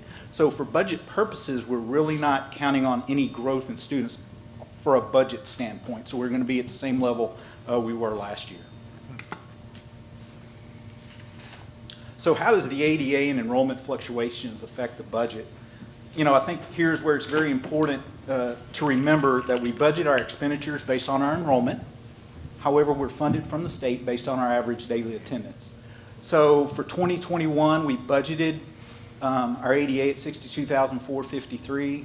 And in our budget, we had $160.6 million for state revenue. As y'all remember, we came in $1,700 below that. However, in the first semester, the state has held us harmless for that. So that provides us with an ADA calculated at 61,791 students, and that provides state funding at about $155 million. We are anticipating, and all the information that we're receiving from conversations Dr. Knoll has had with the legislatures, and just the talk we've had from TEA is they're going to hold us harmless for the rest of the year. So with that, our ADA will be slightly higher than our budgeted ADA at 62,851. They used 1,900 student growth for us this year instead of 1,500 that we were anticipating. That would provide us state funding at $161.9 million. So that's just kind of the fluctuation. And for this, the remainder of this budget presentation, we're going to assume that they're holding us harmless throughout the year for the rest of the year. But it could be any one of these three. It could be any one of these. Or something else. Yeah, it's going to be the middle one or the bottom. It'll be the middle row. one or the bottom. Yeah, and we should know that at some point this month if they will do the hold harmless. We think they will. That's why we've built this presentation based upon that. But know that if they don't do that, when we come back and you see this again in April, there'll be a $6 million difference on the. Okay, so the hold harmless is the 62,851 ADA. Yes. But we're not even there. We're not, but that's the number they've provided for us. They projected our growth. That's the number they give us. With the hold harmless for the first semester, we're at 61,791 currently. Okay. And that is So what they've already said we we could would get that. potentially hit the 62. Correct, yes. I got you, okay. So this is our 2020, 2021 Houston area tax rates. We always like to compare ourselves with the Houston area. You see red, that's Conroe ISD. We're the third lowest tax rate in the greater Houston area. A-Leaf moved below us this past year. We're at $1.2125. Very proud of that position. The schools in the green columns, those are our peer districts. Those are the ones that we not only compare to financially, but also academically. The dark blue columns are the Montgomery County school districts. So just a good comparison. Certified property values, talking with the appraisal district, they're just beginning the process, but talking with them, they said probably 3 to 5%. They're usually pretty conservative. If you look over the past 10 years, we've grown pretty much $2 billion, so we think 5% at this time is appropriate. That will bring our change in certified value at about $2 billion, and our estimated certified value right now is at $42,126 million. So we feel that's pretty good. However, remember with House Bill 3, in the general fund, no net revenue growth in there. Right. So the only fund that we have that this helps us on is our debt service fund. Which is by far the smallest portion of our tax rate. Yes, sir, that's 26 cents. Yes, sir. So no help here. However, we are, with the projected value growth, you see because of House Bill 3, they are compressing our tax rate further. This is just a little tax rate history. In 2018, 2019, we're at $1.28, and we're anticipating, if it does come in at 5%, our tax rate to decrease about 2 cents to $1.19. So once again, a tax rate decrease. Now, once again, we got to remember in August, at the beginning of August, we will send all of our tax information to TEA. We calculate it, we know it is, they verify it, and they'll send it back to us in August, and hopefully we'll have all that done before the board meeting in August this year. You said August? August. Okay. Yeah. The budget process ends at the board meeting in August, Well, traditionally. we don't get our tax values until mid-July. July 25th. Yeah, yeah. They'll do their data collection after we receive certified values. in Right, so July. you've got to get certified values, and that's not till the end of July. Yeah, July 25th, And yes, they've sir. got 1,200 districts to calculate. Absolutely. So this is a first look at our 2021, 2022 preliminary budget. We'll just kind of walk down it. Our beginning revenue, $582.45 million. And I wanted to show y'all our local revenue. It's limited to 2.5% on House Bill 3. So that tax revenue will generate $8.63 million, but due to House Bill 3, I wanted to show y'all, straight off the top, state revenue decreases by $8.63 million.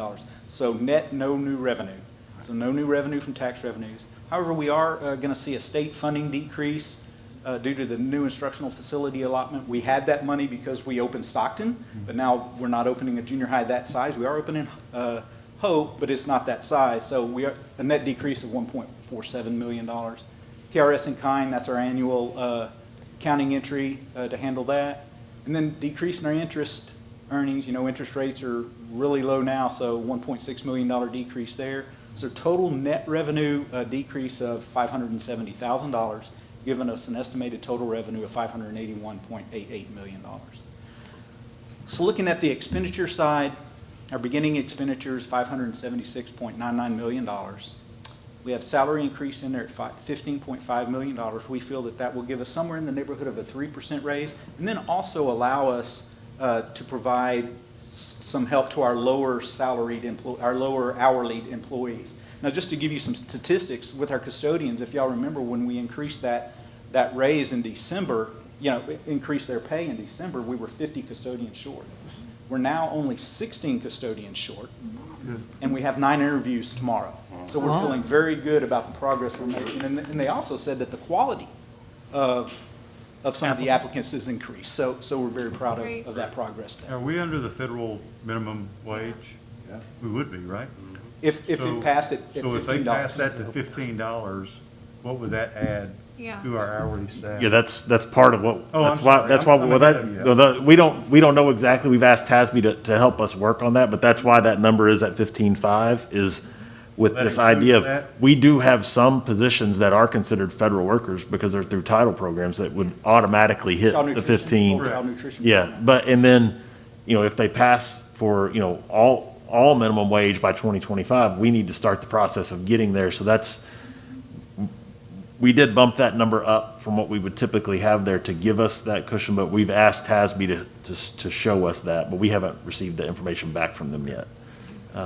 So the 15.5 includes a 3% increase and some And- increases to $15 for some federal employees, guesstimate. It's roughly, our timeline is, we as a staff will meet with TASB at some point in March, and then at the April workshop, in addition to the goals, the other big presentation will be an update on the budget, and then we'll have TASB here to present, their salary study with us, and at that point, we'll see what that cost will be, and then that's when we'll be kind of asking for your feedback on, let's see how much that's going to cost, and then does that leave enough for a 2.5% raise, or 3% raise, or 3.5%, where will it fall? But we'll have more information on that in April.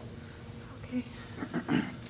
So you see here, we have a placeholder, additional personnel for HOPE and other programs, $1.5 million. Now, traditionally, when we have 1,500 student growth, that number is really in the $10 to $12 million range as we're providing for that student growth. This year, only opening HOPE, so we have the administration costs there, and then additional programs like Dr. Nolan and Dr. Upshaw talked about, the reading academies and the expenditures for that in that budget. We have in here a retention stipend, $5 million. Other expenses, utility, fuel increases, insurance and supplies, about $390,000. Can I jump in there for a second Yes, there? sir. Retention stipend, a couple of nice benefits to the retention stipend. One, if you'll remember, this year we had to go back and do a resolution because we didn't include it in the budget. So including it in the budget is the way to go. The nice thing about that is it's flexible, right? So if we come in next year and our enrollment is well below what we thought it could be, you would have just the option just not to do it. We would just keep that money in the budget. Do it or reduce it. If we, yeah, or exactly. Or if we come in and we're higher and the funding is good, you could choose to do more if you wanted to. The other benefit to a retention stipend is that it's a one-time expense. It doesn't have to be in next year's budget, unlike salary. So it's nice to put some of it in a retention stipend because we're not going to have increased revenue next year based on the House Bill 3 funding formula. So we don't have to fund it for perpetuity. Additionally, the way we've done the retention stipend over the last few years of just giving one solid amount, it's the highest benefit to our lowest paid employees. So it's one more way that we kind of reach out to try to help them as well. So that's a placeholder number that's based on what we did this year, but it can adjust as you see fit when it comes time to do it, if we do it. Can I ask a question about the salary increase as well? Yes. Are we budgeting under the assumption that we will be approved to be a virtual academy and increase staffing for that? Or would that money have to come from somewhere else if that occurred? It would really have to come from somewhere else. I mean, part of that is if we can have a virtual academy, then we would have the student enrollment to do it. It would probably cost us a couple of positions that could be absorbed within this budget, but it wouldn't be a significant change. I will say right now, I'm not optimistic that they're going to do that.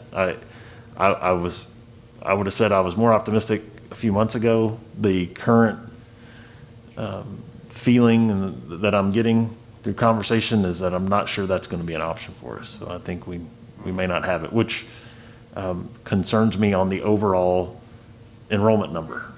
Because if people may choose to go somewhere else where they can get that as an option. So that's where I think we have some vulnerability in this budget, which we'll see in a moment that we've done a nice job of preparing for vulnerability. We're going to be fine, but it's still risk, but we can cover it.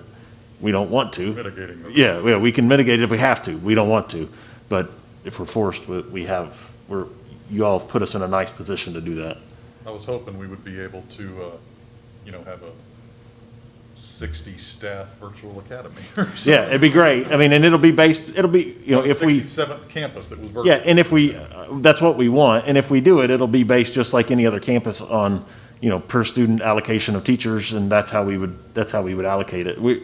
Our goal is to survey our virtual students here fairly soon, just to ask them what would they do, or do they plan to come back to school next year? If we have a virtual academy, will they choose that? If we don't have a virtual academy, will they come back, or are they going to go somewhere else? Just so that we can try to get a bit of a sense of what it's going to be.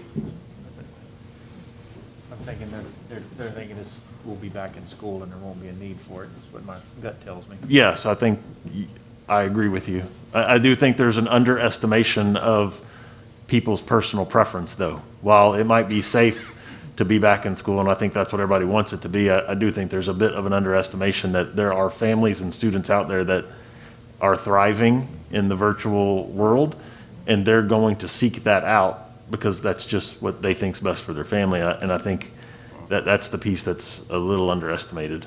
I think that's very true. I think we have found another way of teaching for kids that works better for them than other scenarios. But that's been available in the past, is just weren't able to qualify, but they waived, there's a waiver now that everybody can have it, and that's why we're able to do this, right? So Correct, yeah. So we're going to do away with that.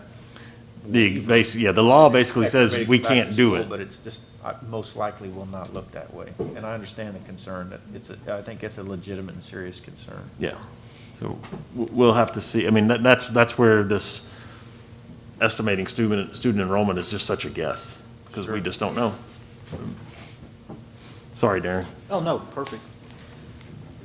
So with that total estimated expenditure increase, roughly $25 million, giving us an estimated total expenditure of $601.88 million. Looking at using some COVID relief funding that we received this year that is applicable to next year, You know, like we've hired additional custodians to work night crews, e-misting our buildings. Well, if COVID goes away, those crews will assimilate back into the program. And so that is really one-time money, and it's a perfect place to use this COVID relief money. And with utilizing those funds, that leaves us with a potential deficit of about $10 million. However, we do have a plan for that, and we'll start here with our fund balance analysis. Now, our goal is to maintain an unassigned fund balance of 20 to 25% of the budget. Our current unassigned fund balance is 27% of our budget. At the high end of our target, we have $9.4 million available to spend. On the low end of our target, which is 20%, we have $38.3 million available to the board. And also, we're anticipating an increase in our fund balance for fiscal year 2021, projected at $20 million plus, depending on where the state takes us to with our hold harmless. That could be upwards of $25 million. So we're in good shape with our fund balance, and it gives us options to handle our challenges that we have in this budget. So that 20 to 25 would be at the high end, over the high end? Yes, sir. So you're really talking about another 15, 11 to 15 million, something like that? No, we're talking an additional Your 20 million additional on 20. top of, Initial 25 million. yes. We'd be To about, that on the high, total. we'd be about $30 million over the high end. If Okay, that all was. right, okay. However, using that $10 million COVID funding from the previous year would take $10 million away. And then our recommendation here we have on the capital maintenance fund would potentially use another $10 million of that fund balance. So just to rehash the capital maintenance fund was established to support the 2019 bond referendum. The board established a financing plan to fund the capital maintenance fund at $50 million. Currently, the capital maintenance fund has been funded $30 million. We have $10 million in our current budget for a total of $40 million. So we are recommending using unassigned fund balance in fiscal year 2021 to provide the final $10 million to the capital maintenance fund to bring it to the $50 million. And by doing that, we free up $10 million in next year's budget, and that will allow us to balance the budget. Perfect use of our fund balance. And we think it's the appropriate use of the COVID relief funds. You know, that's part of the conversation that Darren and I have been having is, you know, once again, we're thankful for our commissioners and our judge for their piece of that, but also from the federal government, the other monies that have come in, they were intended to be used to carry us through these few years. They weren't intended to be put in the bank as, you know, just to increase a fund balance. We have a healthy fund balance. It's appropriate. We should use the funds as they were intended, and that's kind of how we're applying them to this budget. So with that adjustment, we'll just look at the expenditure side of this pro forma. You can see the capital maintenance fund, the upfront fund balance transfer. You will see that reduce expenditures by $10 million, and that will bring the budget into balance. Now, one thing I want to reiterate is this is based on current law as it stands today. You know, the legislative session has just started. So there probably will be changes. I don't think they're going to be very drastic as far as funding at all. But, you know, we are in the beginning of that process. So I just want to make sure everybody's aware of that. So this is subject to change. So, Go back to the previous slide just real quick. You can ask a question. I wanted to read something. So Representative Hinojosa has proposed funding next year based on enrollment, not on ADA. My thought would, and Dr. Nolan and I discussed this, what I would think that the legislature would do to change that, because you know, the money's finite, right? There's only they would change the basic allotment to just reduce it, make up the difference. That was So I don't think so we don't expect them to leave the math of the formula the same and Right. just increase our funding 4%. Yeah. Exactly. Yeah. That's kind of what I suspected. Now, but I would probably still argue that I would take that change just because, you know, we don't control attendance. That's a problem. You know, I mean, we get punished for something we don't have any control over. We can have all the incentives and everything else in the world that we want. Not to mention, we don't want people to come to school when they're sick, now more than ever. So I'd probably still take that change just to get attendance out of the mix, but, yeah, that's, I agree If with. that passes, you still don't anticipate that being an automatic 4% bump in our funding? Correct. Yeah, The 10 million was given? Yeah. It's just on the balance sheet, you bring it down to income statement. Mrs. Chase, did you have a question on this one, or did you No, just want to, okay. Yeah.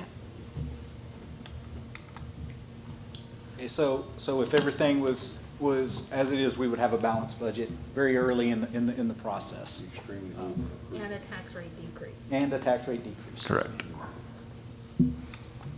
So what's next? On our revenue side, we'll be monitoring the legislative session and working on our state funding, getting local assessed value, certified values from the appraisal district, finalizing expenditures, additional personnel, compensation recommendations we'll be bringing in April, and then our campus and department expenditure needs. As far as board meetings, public hearings, and a final budget approval, we'll have a budget workshop on April 6th, another one on June 1st. We'll be presenting to the district level planning and decision-making committee on July 14th for their recommendations and recommendation to the board. July 20th, we'll bring it to the full board at that board meeting for their first review of the budget. Then on August 3rd, we'll have our first public hearing. August 17th, we'll have our public hearing before the board meeting, and then at that board meeting, we'll ask the board to adopt the budget and the tax rate at that meeting. Thank you, Darren. Any questions? It's early in the process, but it's starting to take shape a little bit here. Good job. So we'll be back in April for the next update. We'll have more TASB information at that time as well. So, all right. Thank you, Darren. Okay, now we're going to shift gears to Dr. Hines and our COVID response. We just wanted to update you. I think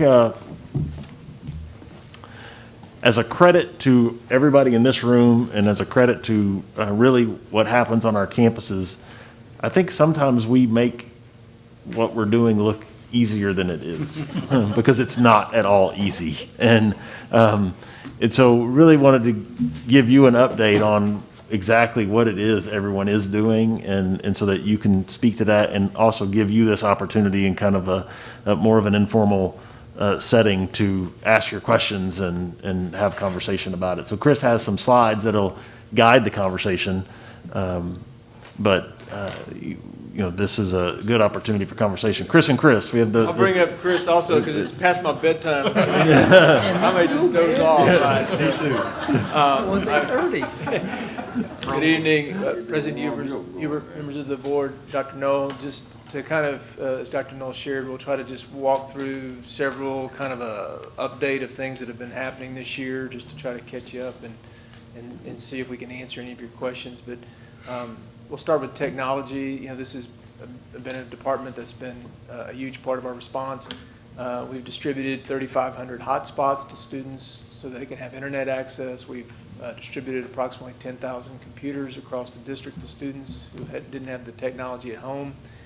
We have had to put in additional devices to support students in remote learning for our staff. We've also had to implement several new software applications to support remote learning. You may recall some of the purchases that we have made in the past, and there are several. I won't read them all out to you. And then in addition, there have been several applications created by our technology department that have enabled us to do things this year, like everything from we have everybody check in, the employees check in every morning. We have guests check in. We have an app for tracking and doing contact tracing because it's complicated. We send it's just emails, messages, and people fill out things. We do our COVID reporting. We have a COVID dashboard you may be very familiar with on our website that tracks our cases. So just some of those examples, and they've done really just an outstanding job of helping. In addition, we're still having school, right? So school's still going on, and these are all kinds of things that we've had to put in place as the year has gone on. Just to kind of catch you up, we'll go back to September 8th. We were 66% in person. And October 16th, we were 75% of our students were in person. And then on January the 28th, we were 82% in person. And these numbers change every day. Attendance is currently, for our student attendance, is currently at 96.6%. This is compared to 97.2%. Just to give you an idea, a year ago, we're down. And obviously, as Dr. Knoll shared, we really stress don't come to school if you're symptomatic. And then Our enrollment as of January 28th was 65,119, and again, we were projecting somewhere in the 66, mid-66s, so we didn't hit that. Just a quick update on where we are with in-person and remote performance. Our in-person students, this is at secondary level only. We had 18% of our in-person students had 1 or more Fs. Just to put that in perspective, 32% of our students that were in remote learning had 1 or more Fs. And so just an overall failure rate of 22%. It's a little bit higher than normal. And certainly this has been a year that's not been very normal. What would you call normal, Doctor? Yeah, right. Yeah. It's generally like in that 19, Okay. range, and it varies from year to year in different times. And I have to say, this is a snapshot in time. This is funny. I want to stress that about grades is, as we're sitting here, these are not the same numbers anymore, right? Because kids have turned in a missing project and somebody changed their grade, and so I just have to stress that. It's like anything, we just have to pull the data on a certain date and just take a look at it. And we've invited some of those remote failures to return to the That classroom was going to be my, as was well. that district-wide or was that campus-wide? Yeah, the campuses implement it, but we put in a system that allowed them to move forward in a little bit more of a formal system. They're also doing it informally, but it's a lot of those that are unsuccessful have been invited back. And when you look at, Terry Ross pulled a nice report for me the other day. We have about 12,000 kids that are remote right now, and would argue that about 6,000, about half of them are really thriving, meaning A's and B's. They're making all A's and B's. So, it's working out for that. And that's part of this idea. You think about, some of those may choose to seek that remote. That's a plug for a virtual academy. Indeed, absolutely. And I have a meeting on Friday with Senator Creighton, Representative Toth, and I'll be sharing that data with them and making that argument as well. Yeah, when I go back to that slide, as you can see, from the beginning, our schools have done a great job of trying to counsel families back in as they see the need, and so that's been a part of that process. And then, as Dr. Knoll mentioned, we also started a formal process for revoking remote learning. Now, families can opt out of that revocation if they have health reasons. So we wouldn't force a student back if there was a medical concern. So are you guys particularly concerned, even though it is higher than it normally is, given all the things going on this year? Still seems okay. I think we're still doing pretty well. I mean, all things considered, I think it's going pretty well. And once again, this is a one moment in time and one picture. A student failing one class is one thing. It was where you really look up on the secondary level, you'll see kids that might be failing 5, 6, 7 classes. Like that's a total, those are the ones that the schools are saying you have to come back because it is not working for you. In a normal year, we're going to have a certain percentage of students that are going to fail algebra. Like that's just a reality. It's going to happen. So you showing the data, but I am concerned about that is different. I think from year to year is the number of students failing more courses, and so I think that is a concern. And we've talked about this year more than ever the importance of summer school and extended learning opportunities, and either trying to recapture credits or work on lost learning. And so those are things that we have to just continue to look at. And I know our team is working on a summer school plan now and really looking at how we can expand opportunities to increase for students to participate. Do you guys have any idea the distribution of that to you? Like how much elementary, junior high, high school? As far as the numbers? Yeah.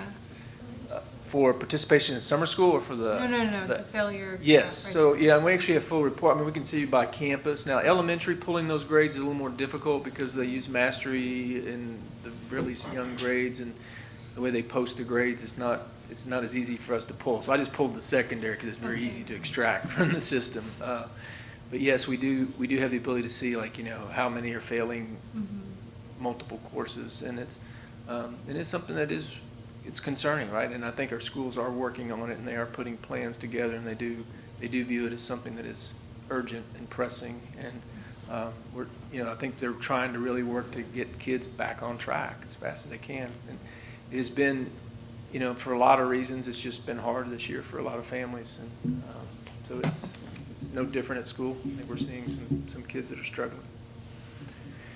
This is just a quick overview. This is a county kind of a chart. You can kind of see the trends. The blue line, I'll point out the blue lines. Those are the ones that I always kind of look at the most. Those are currently the numbers in the county of active cases, and that's kind of a historical trend.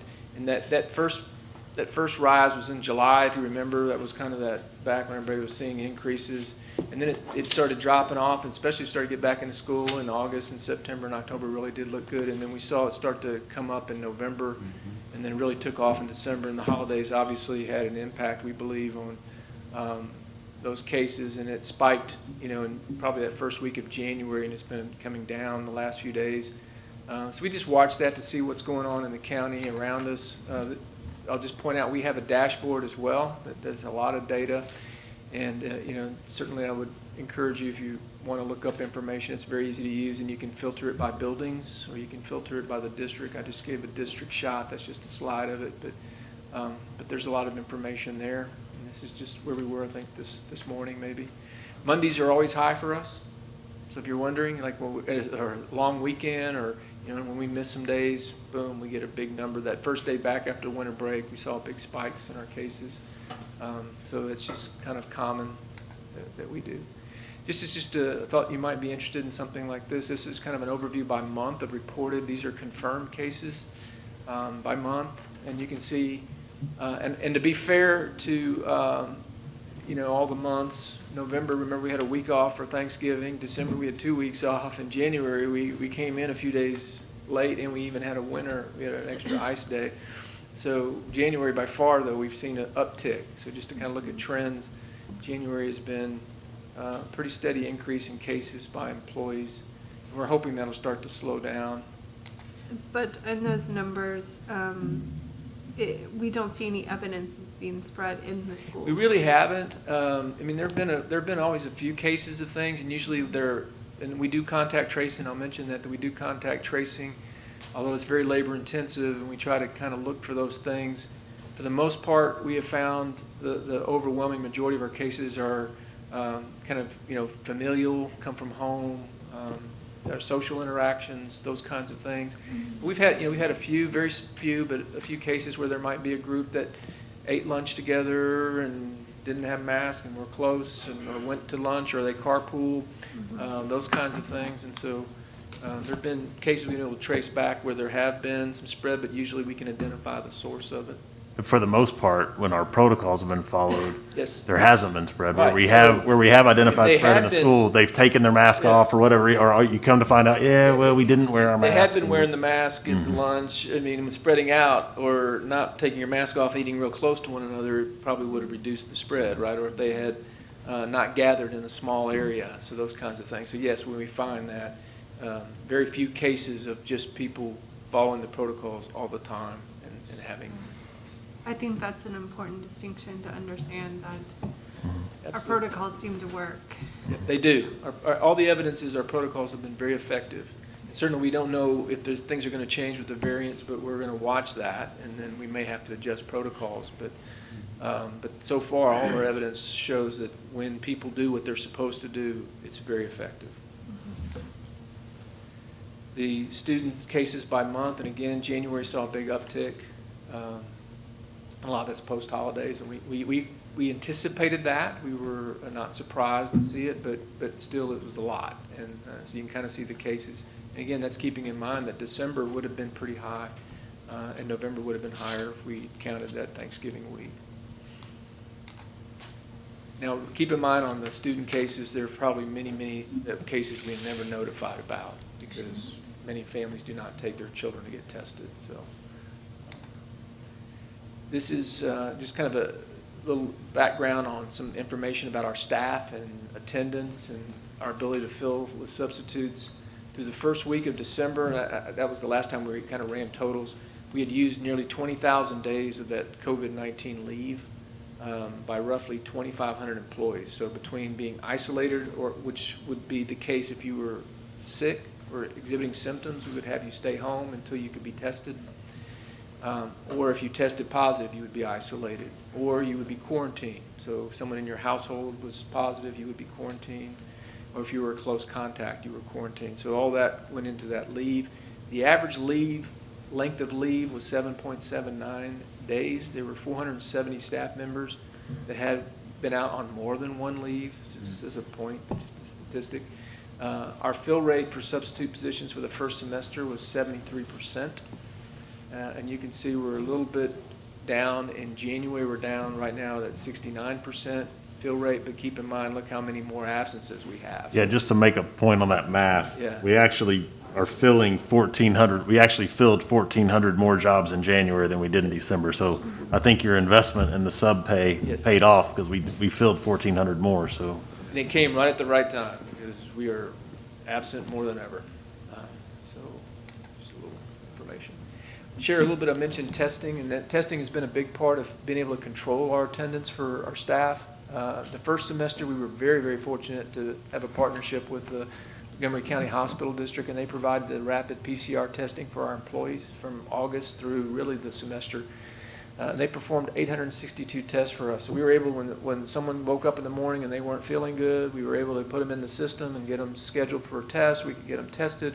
We could determine, yes, it's something else, or yes, it's COVID and they're going to be out for a while. So this was very positive. We actually ran about a 14% positivity rate through those tests, and we saved what we believe is close to 12,000 more of those days that we would have been out if we had just said, you stay out for 2 weeks. So we did save a lot of days in that testing program.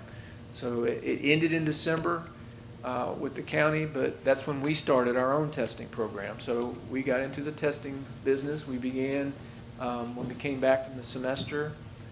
So through the month of January, we've done over 1,000 tests so far.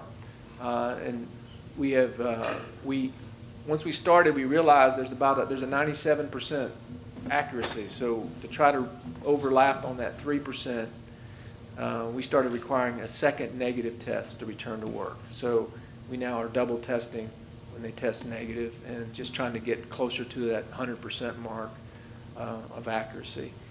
So just to give you an idea, we did 745 tests, and they were 613 were not negative, 132 were positive. And then you can see the positivity rate has started coming down some, which is a good sign. So we're keeping an eye on that. It sounds silly, but 745 tests of people who were showing symptoms, or just Yes. random people? Yeah, there would have been people showing symptoms. So we are not yet in a position where we can do surveillance testing. We would love to do that, but we just haven't had that luxury. So we're using our slots for testing in-house for those people that are coming into the system and saying, I'm sick, and so we're trying to determine. Why would we want to do surveillance testing? It's if we had the luxury of being able to have a lot of extra tests and time, we might do it just to see if we can get ahead of identifying positive cases maybe before they show up. So, you might be looking for people with low symptoms or asymptomatic. I mean, those have been some of our bigger challenges. And I really would just bring attention to what I call low symptoms. Our biggest challenge have been employees who come to work who have very low symptoms and they don't think they're sick. Yeah. But they might have sinus. They might have runny nose and congestion. They might have a small cough. They might have flu. I usually get allergies this time of year. I didn't think anything of it. And so, allergies. yep. And so it really has been one of our biggest challenges in this whole. So testing has been very important. This was a system that was put out by the state, so the state gave us the tests. There is one issue. The tests all are going to expire on April the 4th. We do not know what's going to happen after that. And so we did, and just to give you some statistics, I mentioned we went to a double testing system to reduce putting someone back at work that really was positive, and we've identified 4 positives out of 305. So it's a very small number, but there are a few that show up when we test them a day later. So we are worried about, we don't have a plan yet for after April. We don't know if the state's going to send us more tests or not send us more tests, but it's been a very effective program. We do this at the police department, so Mr. McCord's actually kind of spearheaded that whole project, and we've set it up where we have a Sally Port where they can drive through, so we have cover if it's raining, and it works really pretty well. And we just schedule people and they do a drive-through testing. It's not that invasive. It doesn't go all the way up to their brain. It just goes in goes around a few Mine's times. only 97% effective. It Yeah. doesn't go all the way to your brain. Yeah, yeah, that's why I get to do it twice. So we started off with some longer hours. We realized that they weren't that popular, so we've kind of, to save, try to look at our costs, we tried to pull back. But this is basically being staffed by a full-time team that we put together. It involves 2 RNs and 2 full-time clinic assistants and a full-time office manager. So, and then in the evenings or Saturdays, we use some of our nurses and clinic assistants that want to work extra hours. And so we've been managing the evenings and Saturdays that way. Contact tracing, and so I mentioned we have the testing department. So this year we've added the contact tracing department, and this is really, there's kind of 2 kinds of contact tracing that goes on. There's contact tracing that goes on with our staff, and then there's contact tracing that goes on with our students.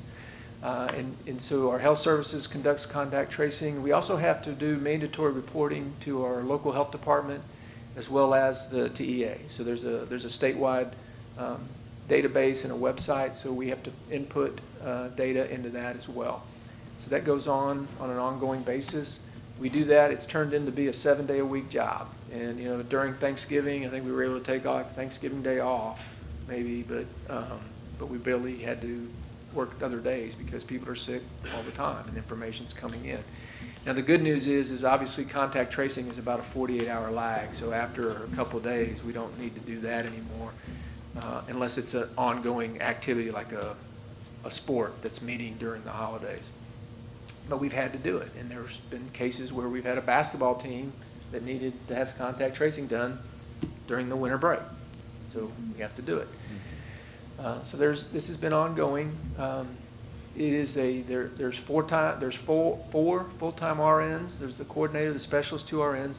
There's 1 LVN, 2 full-time office staff, and we have one of our sub-RNs has been pulled in as well, and we use a part-time sub-RN who works just occasionally to staff that. So it is very labor-intensive. They are working after hours. We're also using some of our campus nurses that want to work extra hours in the evening. We do a little bit of that.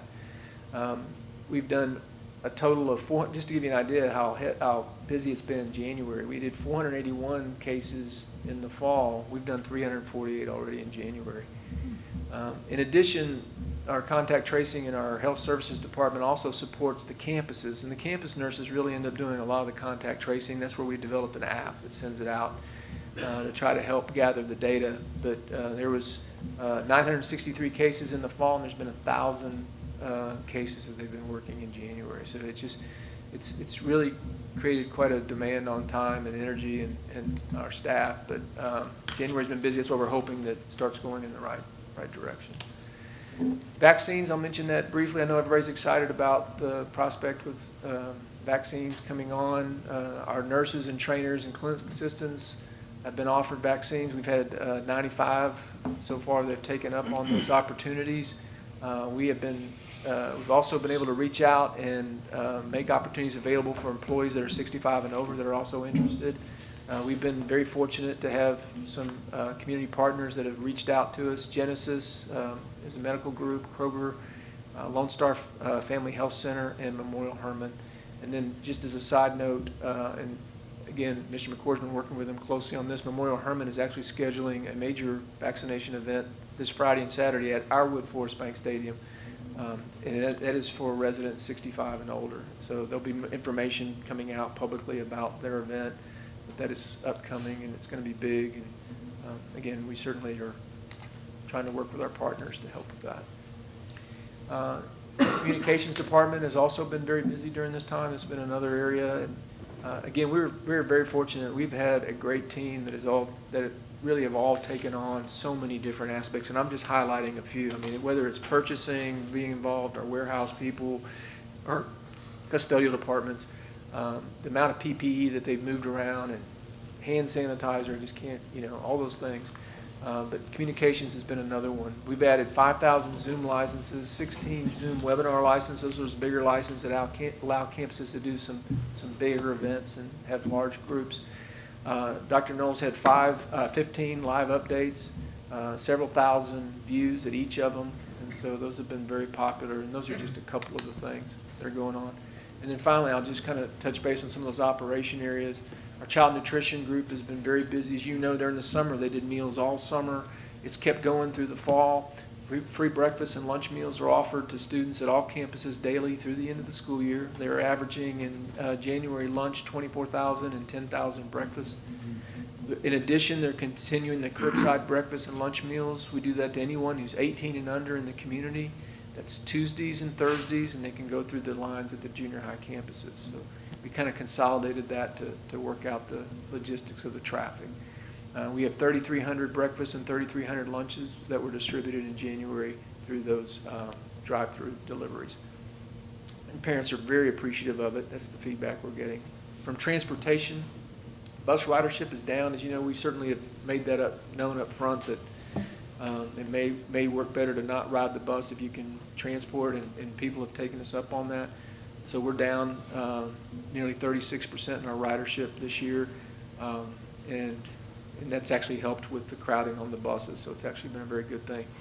And then our custodial department, and I think it's 16 now, so this was as of yesterday, so this has changed. So they've really knocked down those openings down to now 16, and they have several, as Mr. Rice mentioned, several applicants that are actually in the process of being hired. So a lot of movement and a lot of great things. So I just want to give you some highlights and certainly answer any questions that we can. Any questions, anybody? Thank you, Dr. Hines. Thank you, Dr. Hines. Thanks so much, Chris. Okay. Chris? I really like Chris, your the dream team there, thank you very much. Well, thank you for being here Hey, tonight. let's I know that we ran a little long, but it's good information. We, in a bit of good news, on our calendar, board calendar, we had a workshop scheduled for March 2nd. I don't believe we will need that, so I think we will be able to cancel that event. Well, our next workshop will be in April, so thanks for being here, and at this time, we will wrap it up. Have a good evening.